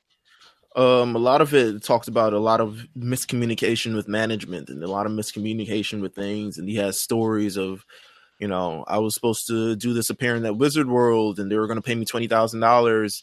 And then they sent me on the Mexico tour and I said, hey, pay me $20,000. And then they only paid him $4,000. And, a lot of different things. All of this was venting. All of this was kind of like building up. And once again, we all took this as gospel in the moment. One of the major things that he said, which really, really irked him and which really, I guess, was the final straw, was he was fired on his wedding day, is what he says. He was sent to FedEx. He was sent to FedEx June 13th, his wedding day. And he says it was completely on purpose. And whatever apology that Vince McMahon tried to give on Stone Cold Steve Austin podcast, they could have told him in person, or they could have gave him a call, just like they gave him a call when they needed him to work in Chicago in the middle of an injury, in the middle of his injury. Put two and two together. Even at that point, Chris Jericho says he's not responding to his text or phone calls. Kofi Kingston saying he's not responding to his text or phone calls. Paul Heyman says he doesn't even talk to him about wrestling at all. Stone Cold, he's not responding to Stone Cold. He's not responding to anybody. You think he's picking up for WWE management? Also, and not only that too, like I think he wants his royalty check, so yes, he will pick it up. Nah, the checks can come in the mail. There doesn't even need to be a conversation about that. But the checks weren't coming. I think that was the issue. He wasn't coming to work. Meelz, this is true. No, but you still get royalty check. I mean, stuff that happens. He's in the WWE 2K15 video game, and it's like, yo, where's my checks on that? Where's my checks on the network? Too, that comes from 2K. If the guy is saying that he's retired a month, like that'd be a wedding gift, right? Oh, like I really can go on with my life. My thing, I would take it exactly how he took it. Yeah. So I just want to put that out there. I'm on Team Punk with that one, bro. I'm hot. I will be hot. Yeah, 100%. So y'all don't come to work. Y'all don't come to work, right? For 6 months, 8 months, 6, 7 months, and you're like, oh, one day, like you're obviously not coming back. It was like 4 months. Here's what I would say. I go to work. But if I'm promised money from my job and I consistently follow up about said money and I'm given the runaround, my initiative to show up decreases. And at a certain point, he was never at that point. It was he was never showing up, bro. If they tell me you're going to give me the money, why would I go and potentially injure myself when you haven't even demonstrated that you are going to give me the money that you told me you were going to give me in the first place? Why would I go? Why does he think that this company that has done him so wrong in the past would not have done some shit like that to him? Is my question. Because people go to work for jobs where they get screwed over every single day and hope that it works out for them. So he already knew. He had the leverage. But he had leverage. These people are taking away his money. They're taking away his money, taking away his opportunity. They're telling him he can't have logos on his fucking trunks. All this shit that he's talking about. That Slim Jim shit, man. What in his mind made him think they wouldn't pull some shit like that? I don't know. I wouldn't have been surprised. I wouldn't have been surprised. What I'm saying is I understand where he's coming from as a person who has worked a job and not gotten paid at said job before. I stopped working, bro. Straight up. Pay me what you owe me. In the words, he didn't leave because he wasn't getting paid. He wasn't leaving because he wasn't getting paid. He was saying he paid and then they stopped. He left and they stopped paying him. Yeah, makes total sense. So that's usually how it works, though, right? You don't work, you don't get paid, right? And then it's his wife is still there. A lot of different other things. It's kind of. It's a very iffy. I'm interested. Was petty too, though. Like his wife is still there and being treated well. Like now, that's who we should also touch on a little bit. Like how awkward is that for her? Because that's what I'm waiting for. I've been waiting for the AJ Brooks podcast forever. What she was dealing with. You ain't getting it. I think she mentions it in the book. I think she talks about it in her book. Oh, there's superpower. She's been like getting heat from both sides. Yeah. Yes, and it sucks for her because I think one of the things that I think is kind of swept up in this overall fallout of his career is that AJ was a dope wrestler and she really committed a lot to developing. And I mean, as you watched, you saw her get better. She got better as a wrestler and showed the effort and showed the initiative and showed, the willingness to want to connect with the fans and, the little girls that were supporting her and the little boys that were supporting her. And so I think it's another thing where, I feel like AJ's career by and large has been overshadowed by Punk, which sucks because I think she did a damn good job. And AJ's like the one woman on the roster too who was dating somebody on the roster and never had that thrown in her face by fans, by management, anybody. Well, after he left, she started getting the CM Punk chance. I do remember that. The whole roster got the CM Punk chance, though. She didn't get it any more than anybody else. Sorry. How did you feel about the various moments during this interim between when he walked in the podcast where you'd get these moments where they play CM Punk's music or Stephanie McMahon would, a slick bar about CM Punk? How did you necessarily feel about that? That's just, again, I have to point back to throughout history. That's just how they did business. Right. That's WWE. The next week after the screw job, they played Brett's music, and then A Little Person in the Bret Hart mask came out. And then a few years after that, when they were in Montreal again, Bret's music hits, Shawn is in the ring, nothing happens. Like, they do it all the time. Another major point in an uprising superstar at the time, hashtag make Roman look strong. That was a thing for a bit of just like, obviously they're, you know, it just ended when he retired. Just they strapped him. Did it? Do you feel like it did any damage to the career of Roman Reigns? I mean, he's at this point, you know. Yes, 100%. Yes, 100%. It literally ruined his career. It 100%, and like, it ruined his, you know, his reputation with the fans in their eyes, I do believe. Yeah, and like, you have to look no further than like network tape. There's episodes of Monday Night Raw. There's one in particular where the 3 members of the Shield, coincidentally, they have CM Punk in the ring, and one of them is supposed to face him, and he hasn't decided who's going to face him yet, and neither have they. And the crowd is chanting for Roman. Mm-hmm. Like, the crowd, Roman was always the most over guy in the Shield.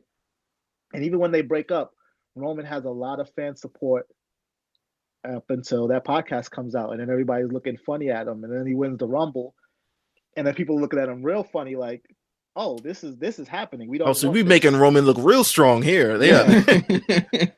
And the thing is that I think that what Punk did to Roman was, I don't think he meant to do it. I think Punk always liked Roman. He said, I mean, he never expressed that Roman was anything other than a bright star and was going to be a star. But it's like, it was evil the way that it was framed, where it's like, you know what? I think it was, in the more so, he was still venting about management, because their constant thing was, you're in this 3 versus 1 match with TM, you know, with the Shield. You're going to go over. We got to make Roman look strong. And he's just like, I know this. Like, I'm a wrestler. Like, duh. He should have never beat them. Then it's my thing. Well, that's what his thing is. Like, yo, if you wanted to make Roman look strong, why am I going over her? And he was like, no, you're gonna win. But you got to make Roman look strong. And I think that kind of became a point. And it more so opened the curtain, and I think we all knew about it. I mean, everyone was like, it was either Roman Reigns or Big E at some point, and it was just like, those were the guys that we were looking forward towards the future. But it kind of like opened the curtain of just like, they're going with Roman Reigns. And I'm fine with that. I've always been okay with that. There are moments where I didn't enjoy Roman, but I think, like, just for the past 2-3 years, he's been spectacular. But I think when you look at what he said, again, I think it's evil the way that it was framed. It was like, they're trying to basically shove him down our throats, and I was like, but at the same time, Punk, they made you look strong. Fans ran with that for years. Yeah, they made Punk look strong. They made Stone Cold Steve Austin look strong. They made Shawn Michaels look strong. There is no one. That's, again, it's a business. You're supposed to make these guys look strong. Yep. The problem they did with Roman was that they fucked it up every time. They fucked up making him. They fucked up the payoff of making him look strong. That was their problem.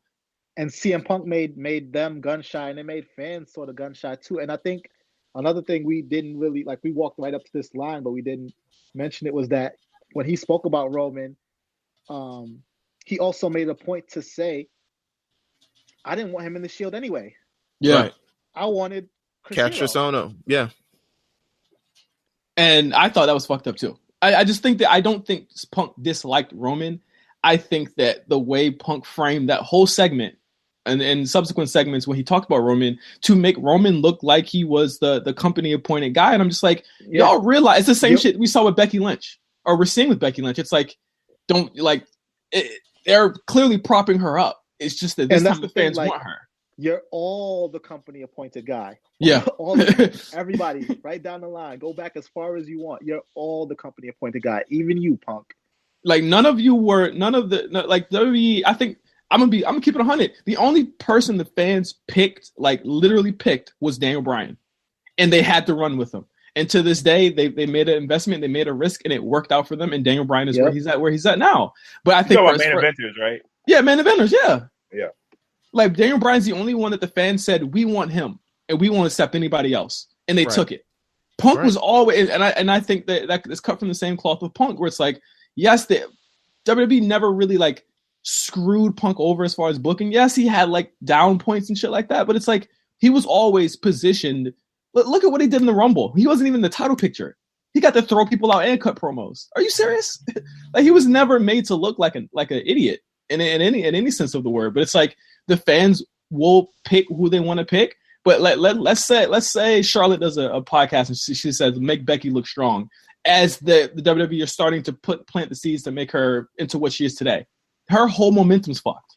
Or Sasha would be a better one. Or Sasha says Sasha that. Would be like, look at how great I am, and then look at what happens. Exactly. She'd kill them off.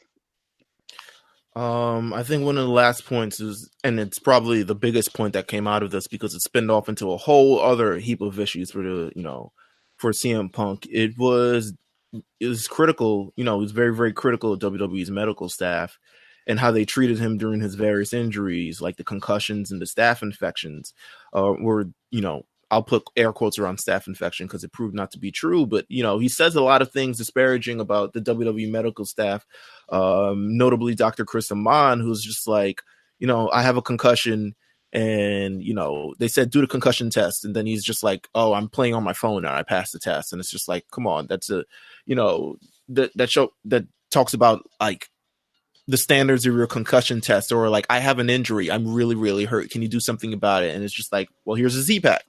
And Z-Packs became a thing, or just, all these other type of stuff. So he's very, very critical of the, the medical staff, which I'm not, to be honest with you, if your job is to help, sort of aid in this type of thing, and I feel like I'm not getting the proper treatment, I would also be pissed. So I think that's another thing that we should have chalked up to hyperbole. Yeah. Of all the millions of people who listen to that conversation, I don't know how many of them are doctors, but at the same time too, you got to remember, right? Neither is CM Punk, by the way. Neither is CM Punk, but since the Chris Benoit incident, which coincidentally he was supposed to go over on CM Punk in the weekend that he passed, WWE has taken concussions and all that stuff very seriously.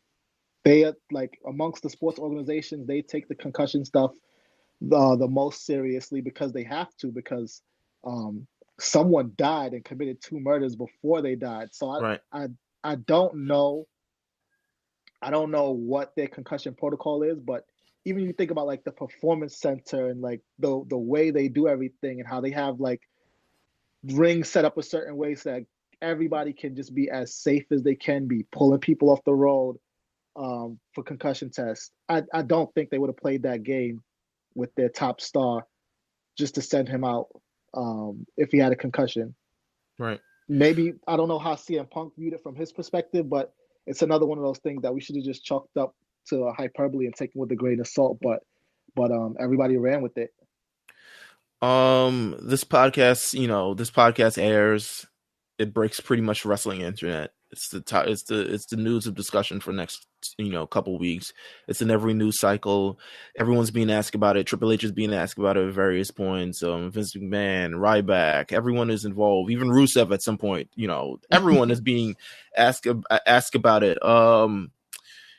It's really arguably it makes CM Punk pretty much. If you had to rank wrestling stories for 2014, I think him leaving and everything that happened subsequently after it is makes it one of the biggest things in wrestling. But I want to talk about the fallout of this podcast, and then we can kind of just like wrap everything up, because and I want to know from Ernest if this is a coincidence or not. Literally a week after the second part of this podcast airs, he announced that he is signed to UFC.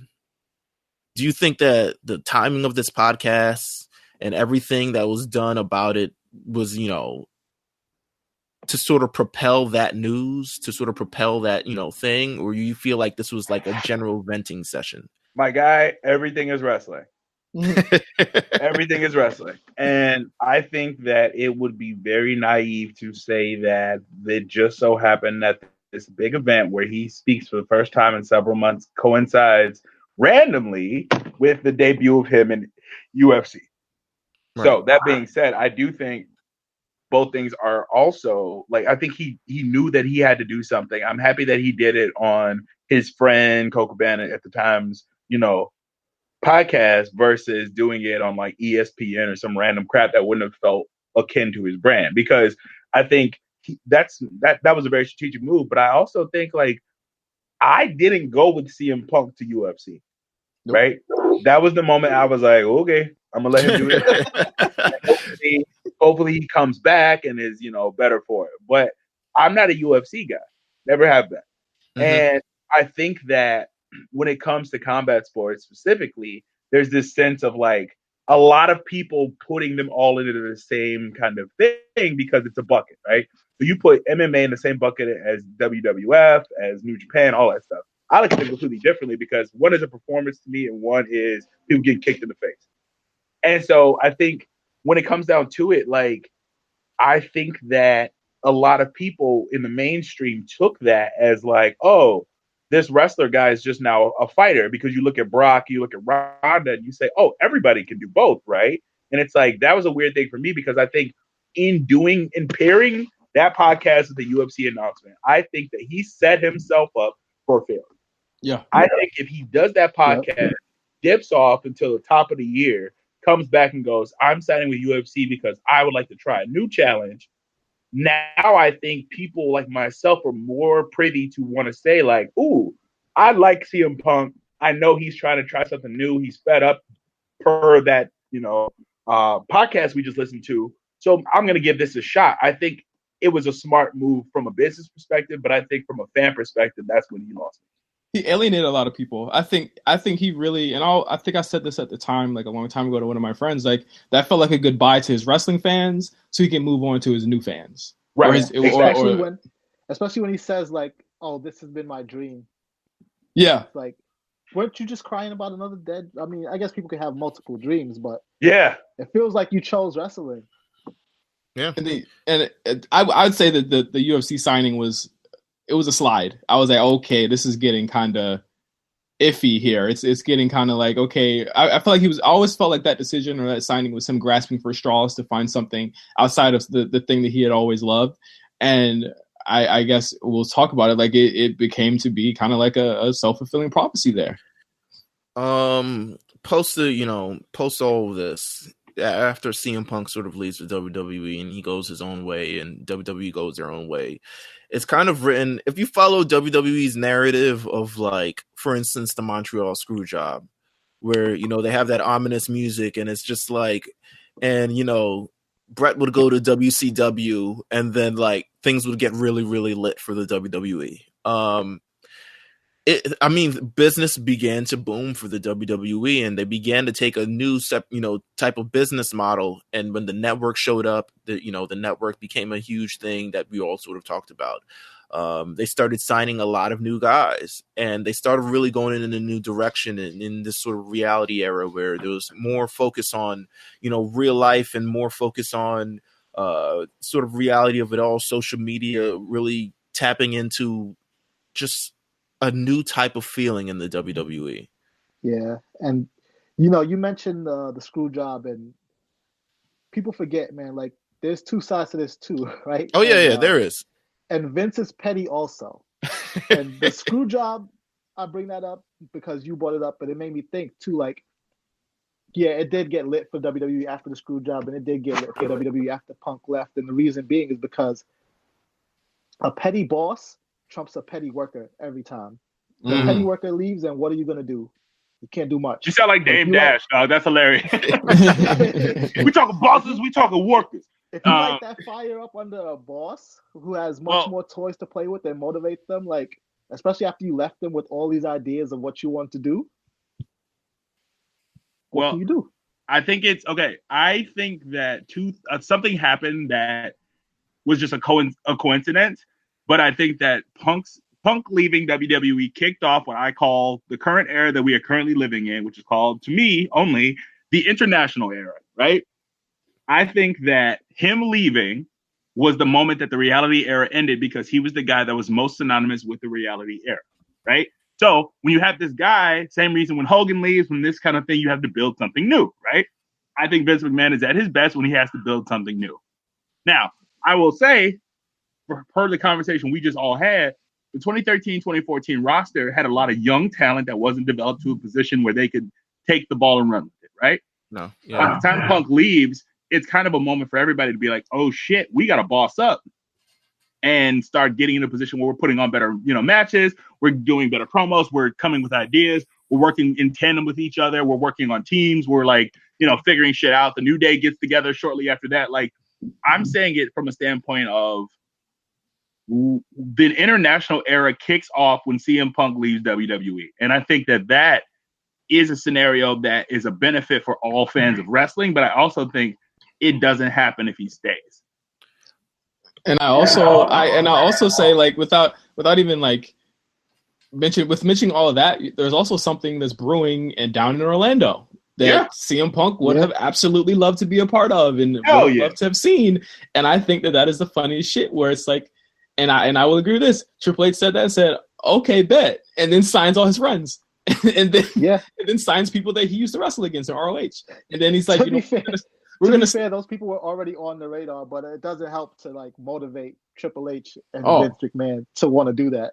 Oh, he was gonna get them no matter what. And I think that it was like it made everyone on the main roster boss up. And it also caused Triple H. And I think this is also like a twofold thing, where it's like he wanted to be petty, but it was also like, we can never have something like this happen again. Right. We have to we have to take care of our people, and we have to have new exciting talent that the people loved in Punk. What they saw in him, we have to bring those guys in more, because we're not doing, like, it's not cutting it. These football players and shit like that, they're not cutting it. We got to get the guys that know how to do this shit. It's weird because CM Punk, the era that CM Punk, when he was in the WWE, it's weird because if you look at everything, it feels like he fits more in the era that we're currently in now, as opposed to where we were at then. And I remember just back then, I feel like they were all, prototypical, like, sort of molds of whatever Randy Orton and John Cena were. Some like muscled white guys who just, have ruthless aggression, et cetera, et cetera. Whereas now it's a little bit more about the in-ring thing. It's a little bit about the action. It's a little about these great performances from these independent talents, and these talents that are just not even independent, from worldwide talents. I mean, 2014 they signed Kevin Owens, they signed Hideo Itami, Neville's having an amazing Finn Balor, Neville's having an amazing run, Sami Zayn has having an amazing run, Cesaro's having a great run of just like proving himself and all this. You have to think too, like CM Punk would love to play with all these new toys. Like AJ Styles is there, Nakamura, his old comrade Samoa Joe is sitting right there. Like, he's Chris Hero's back. Hero's back. Yeah.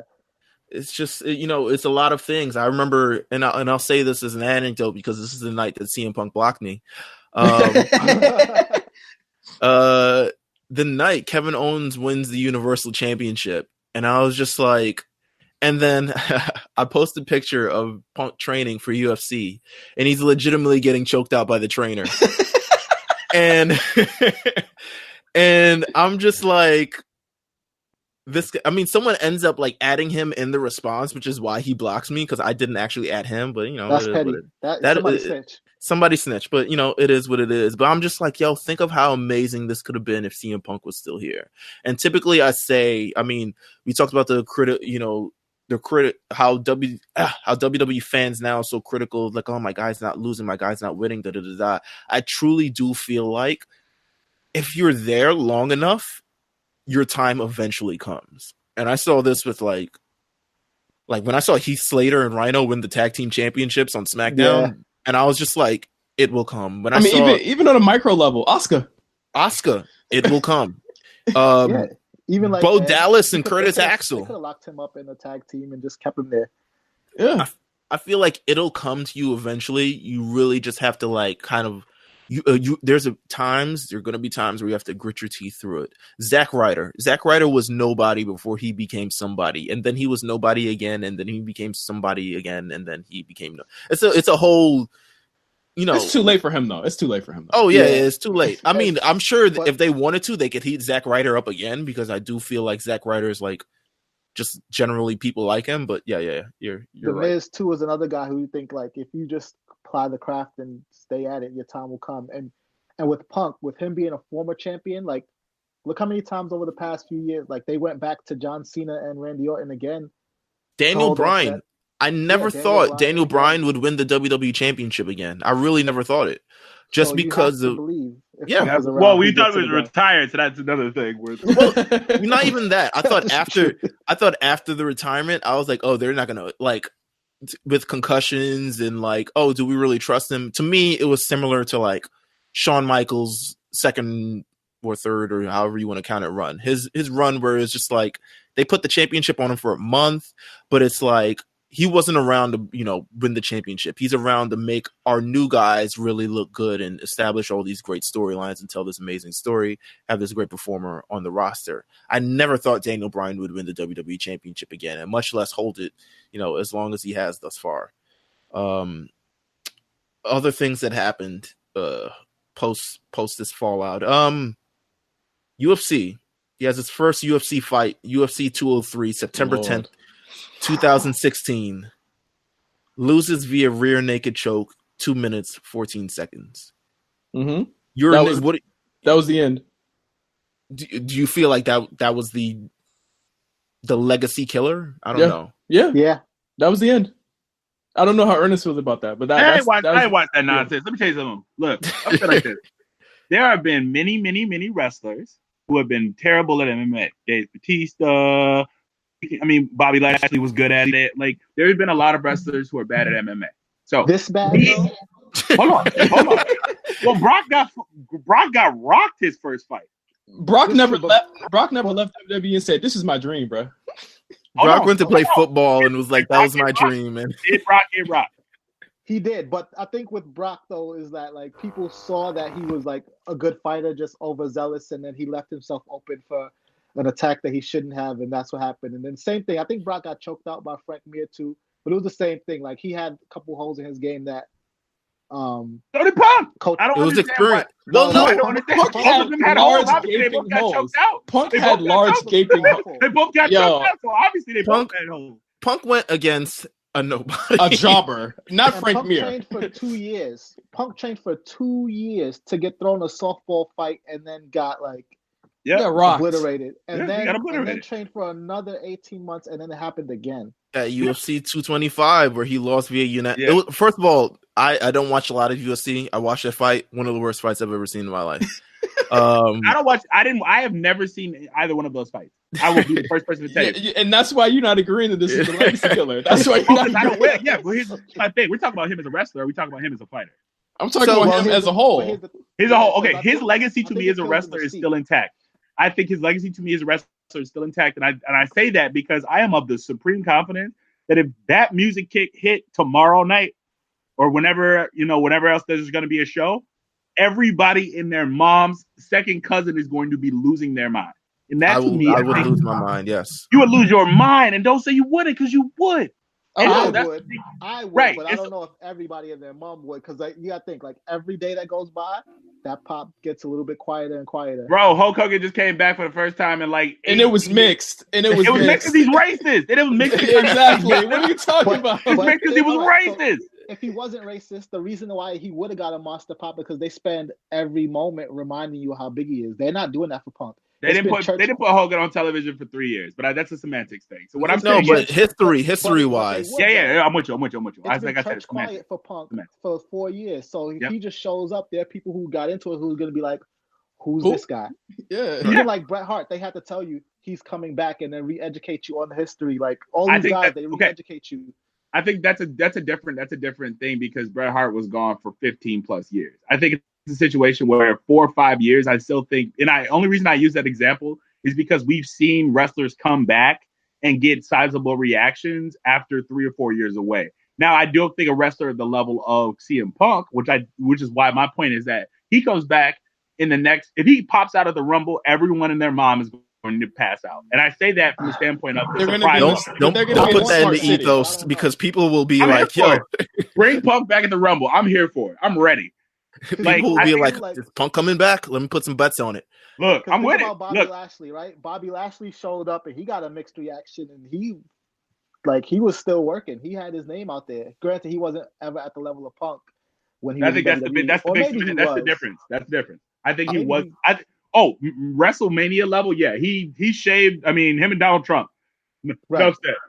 But he hung out because he just popped up out of nowhere. Certain guys, I don't know if they could just pop up out of nowhere. And if you want to do that, you have to be talking about them at least. I think he's one of those guys. He could pop up and have that, and I think that's the fundamental thing that I'm saying. I think if he comes back tomorrow as a wrestler, everyone is super excited.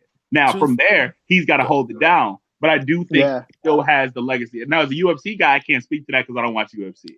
What I will say is, it sounds like he should not do UFC anymore. Two things. I think you're right. Two things. One, I think Bobby Lashley needs a new WrestleMania moment just for his career.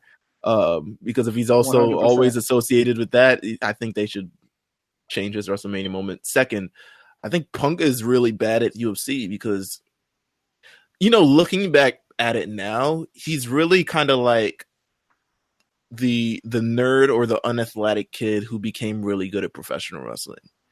And I think there's a general. I would amend that and say the backyard wrestler. Yeah, the backyard wrestler. He was literally a backyard wrestler. You don't need to be necessarily athletic to do that kind of stuff. You don't even really need to have an athletic background to do professional wrestling. If you want to be honest with you.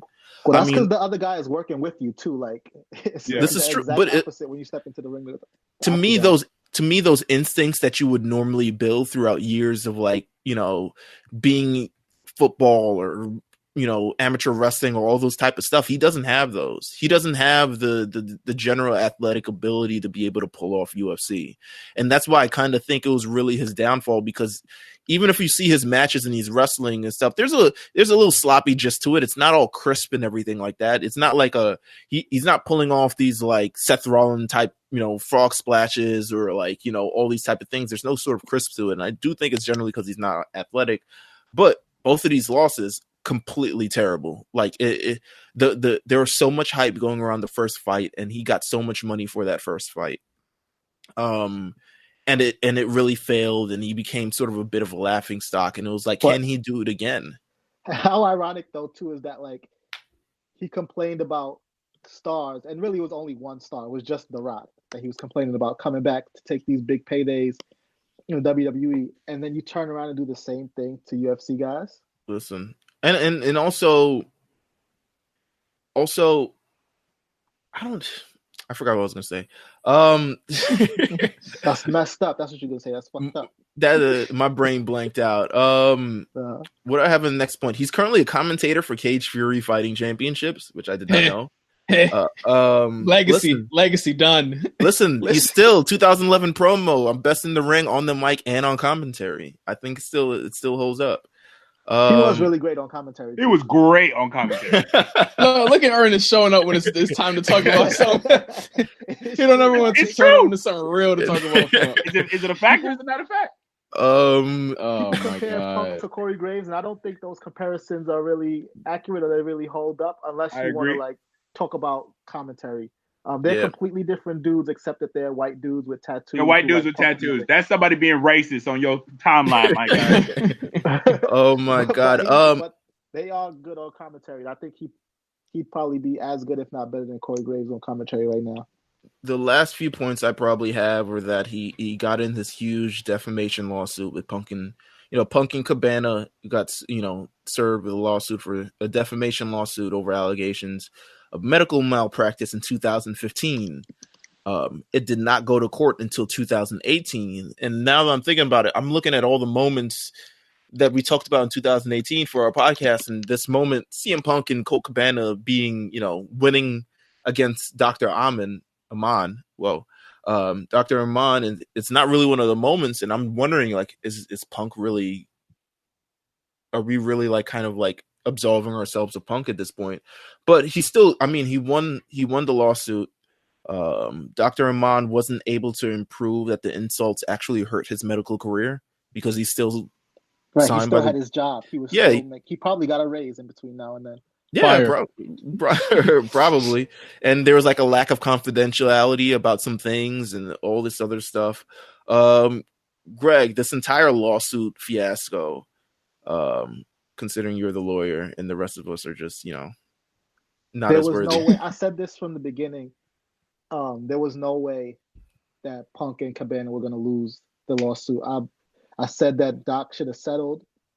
Everybody was stubborn, so they didn't want to settle, and you see that a lot in the courtroom where people, they set their expectations one way and then they want that exact thing.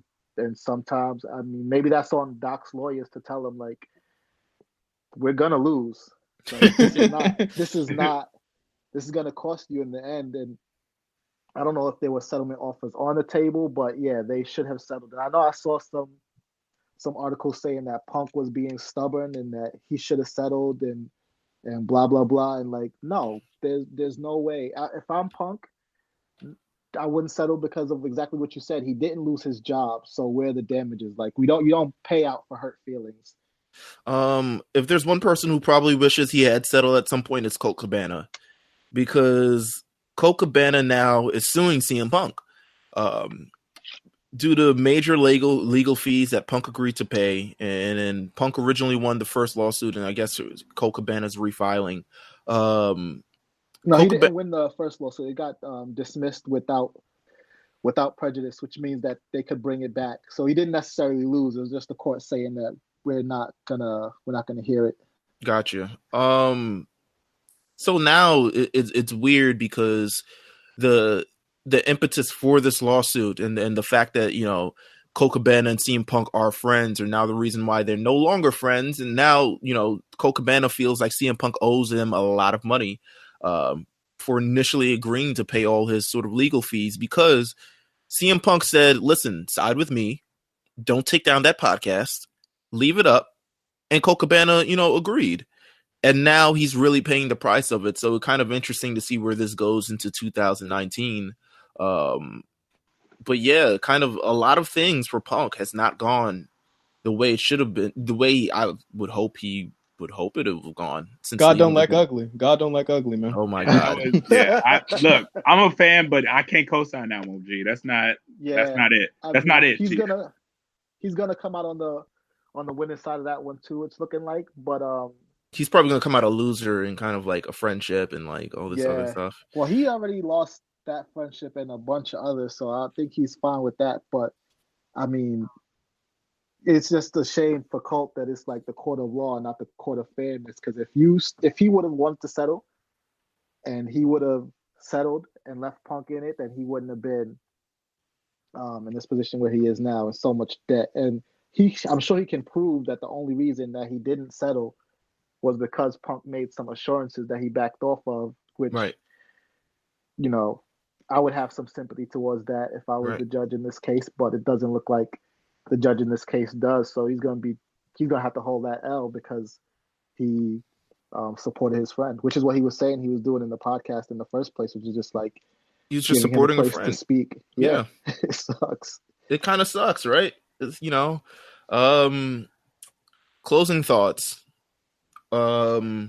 Overall legacy of CM Punk. What's everyone's? I mean, I think we've heard it throughout this podcast at various times. I'm interested. First, I want to go on Justin's first, because I feel like Justin, in terms of, I think it's the most vast difference between him before him leaving and after him leaving, and everything that you've learned in between then, and kind of what this decision and what side are you kind of on now in terms of the legacy of CM Punk? I think CM Punk is for sure one of the most influential pro wrestlers of all time. That will never change in my eyes. I think as far as CM Punk in 2019, of course I would be excited if he came back. I also think that he'd be a hypocrite if he came back.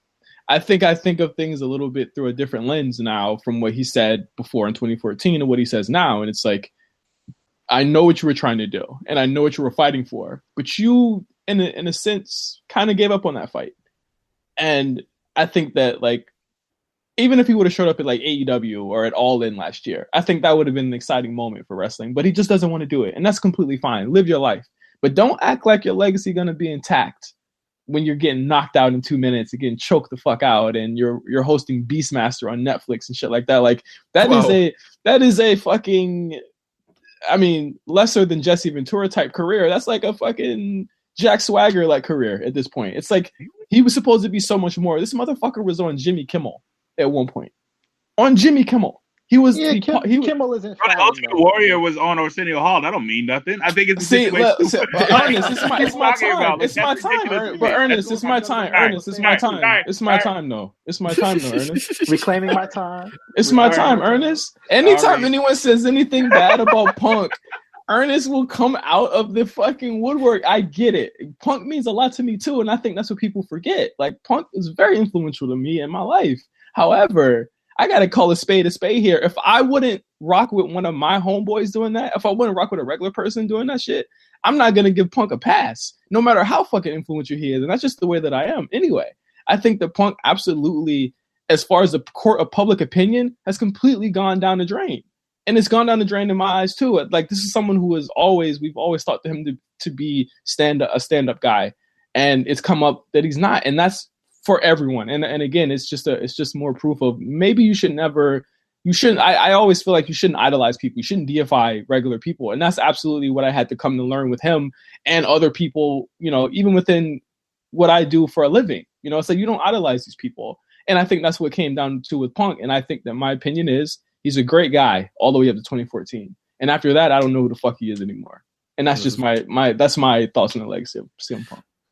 Ernest, legacy of CM Punk. All right, He's about to cry. I'm going to cry because I'm going to actually It's his time. I'm actually going to agree with you. That's why I'm going to cry. I actually agree with J5. I think that the personal stuff that takes place after 2014, I believe, is one of the biggest muffs of a career in a long time, right?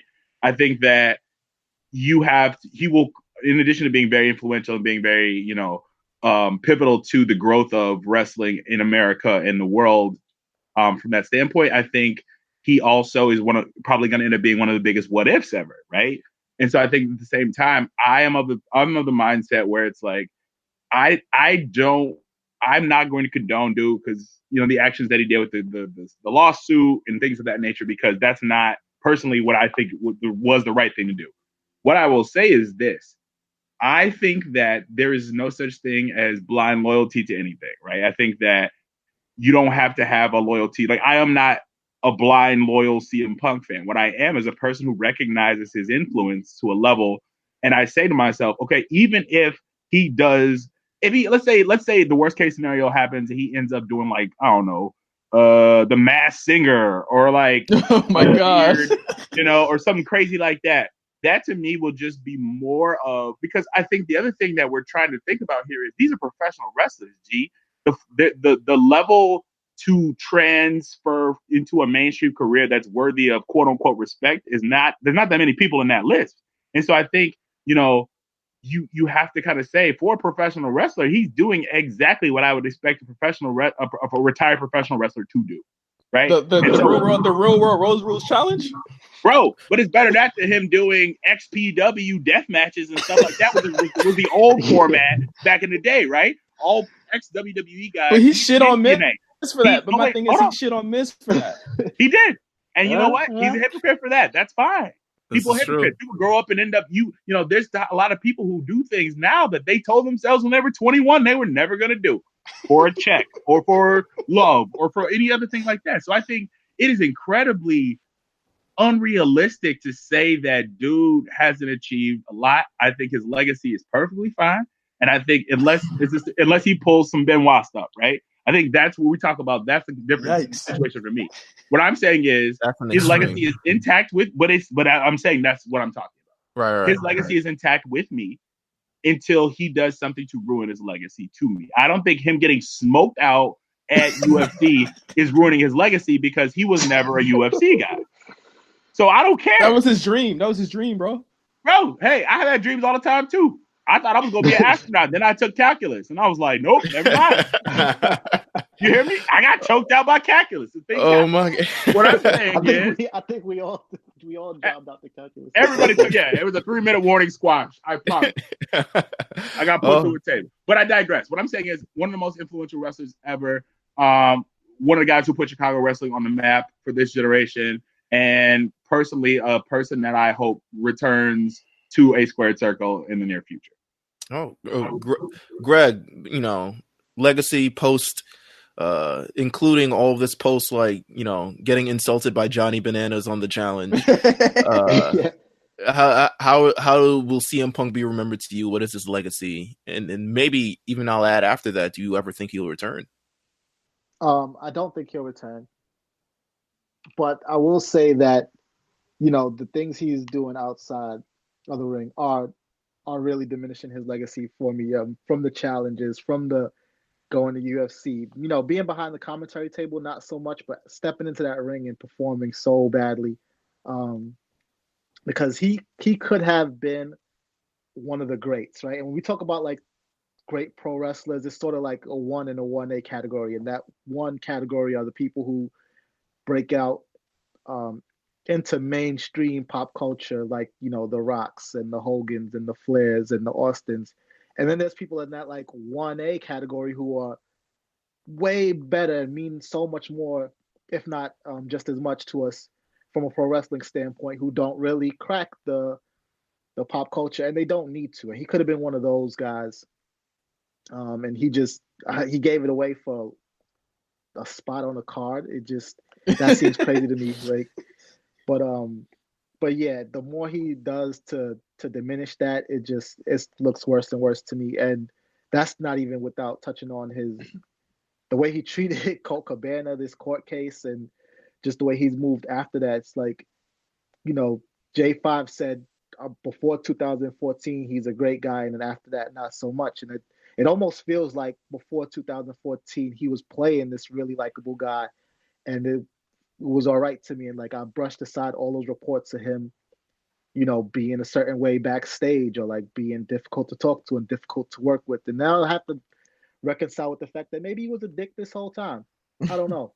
But I enjoyed the WWE work. I always will. It's always on the network for me to go back and revisit. But the longer he stays away, and the more he tries to distance himself from that, and it's just making him look worse and worse in my eyes. Yeah, I think honestly, the more he distances himself away from professional wrestling and kind of wipes his hands of it, the worse he'll look in sort of the eyes of the fans, and that will kind of, ruin his kind of legacy. To me, being open about it and being open that you were a fan of wrestling and you were a wrestler, and you still can't appreciate these other wrestlers going out there and doing their thing and not really trying to run from it, would do so much more wonders for him. But the fact that for the last number of years he's acted like wrestling has been this bad word, and maybe to him it is, because maybe to him it's kind of been very, very much soiled, and it's taken away from his life, and it's taken away from the things that he's loved and all these other things. But at the same time, it's just like, I feel like, I don't want to say you owe to the fans. You don't really owe anything. We buy our tickets and then we choose to do whatever we want to do. But at the same time, it's like, have respect for these people and have respect for everyone else. I mean, professional wrestling isn't a bad word. For loving something for 20 years and doing it, and just because of some circumstances that were beyond your control, kind of you throwing all that history and throwing all that kind of away kind of stinks. And to me, it's one of the reasons why, like, when I'm blocked by CM Punk, I know I'm not really missing anything, because it's kind of, it's like, I know he's just talking about hockey and baseball. So it's kind of like, but also I don't feel like he's really, I feel like he's like, oh, I understand these fans are people and I were friends too. But at the same time, it's just like trying to ignore professional wrestling and trying to act like it didn't happen and trying to act like it's such a bad thing. And, maybe Vince McMahon and, WWE and Triple H and whoever else, maybe they weren't good to him, but like you said, pro wrestling was very good to him. Yeah. Pro wrestling is the reason why he is who he is, and pro wrestling is why he is CM Punk overall. Yeah. I don't know what Ernest is trying to say. Gotcha. Hello? Yeah, I'm here. All right. Do you have any final words? Anyone has any final words? I am looking forward to the retrospective about Dolph Ziggler's career in the next 5 years. Oh hell no! I will not be in this. I will not be on that show. More than his actual career in the next 5 years, or I mean, I just like retrospective. I'm just talking about Dolph Ziggler, $2 year, $3 million contract. Like that's all the rage that I heard. But yeah, I mean, thank you guys for coming through, Ernest and Greg. Oh yeah, thanks for having me. Anytime, I really appreciate it. I think this has been amazing. I think this has been also, us looking at CM Punk, someone who we all admired at some point, and really kind of, saying what's real about it and saying everything, that were on our minds over the last 5 years. I mean, this 5 years, the WWE has really changed. And I say, the era that CM Punk in, I don't think WWE even looked at itself like the conglomerate that it could probably be. And it's really a shame that CM Punk isn't here to be all a part of this, but once again, this is part of his own decision. And I would, in terms of wrestling career, I do believe he's an influential and amazing wrestler. I'm done talking about CM Punk for another 5 years. You know what? Unless he pops up. Unless he pops up, if he pops up on Monday Night Raw, the A Show has got to cover it. I'm sure Cheap Heat as well. We have to.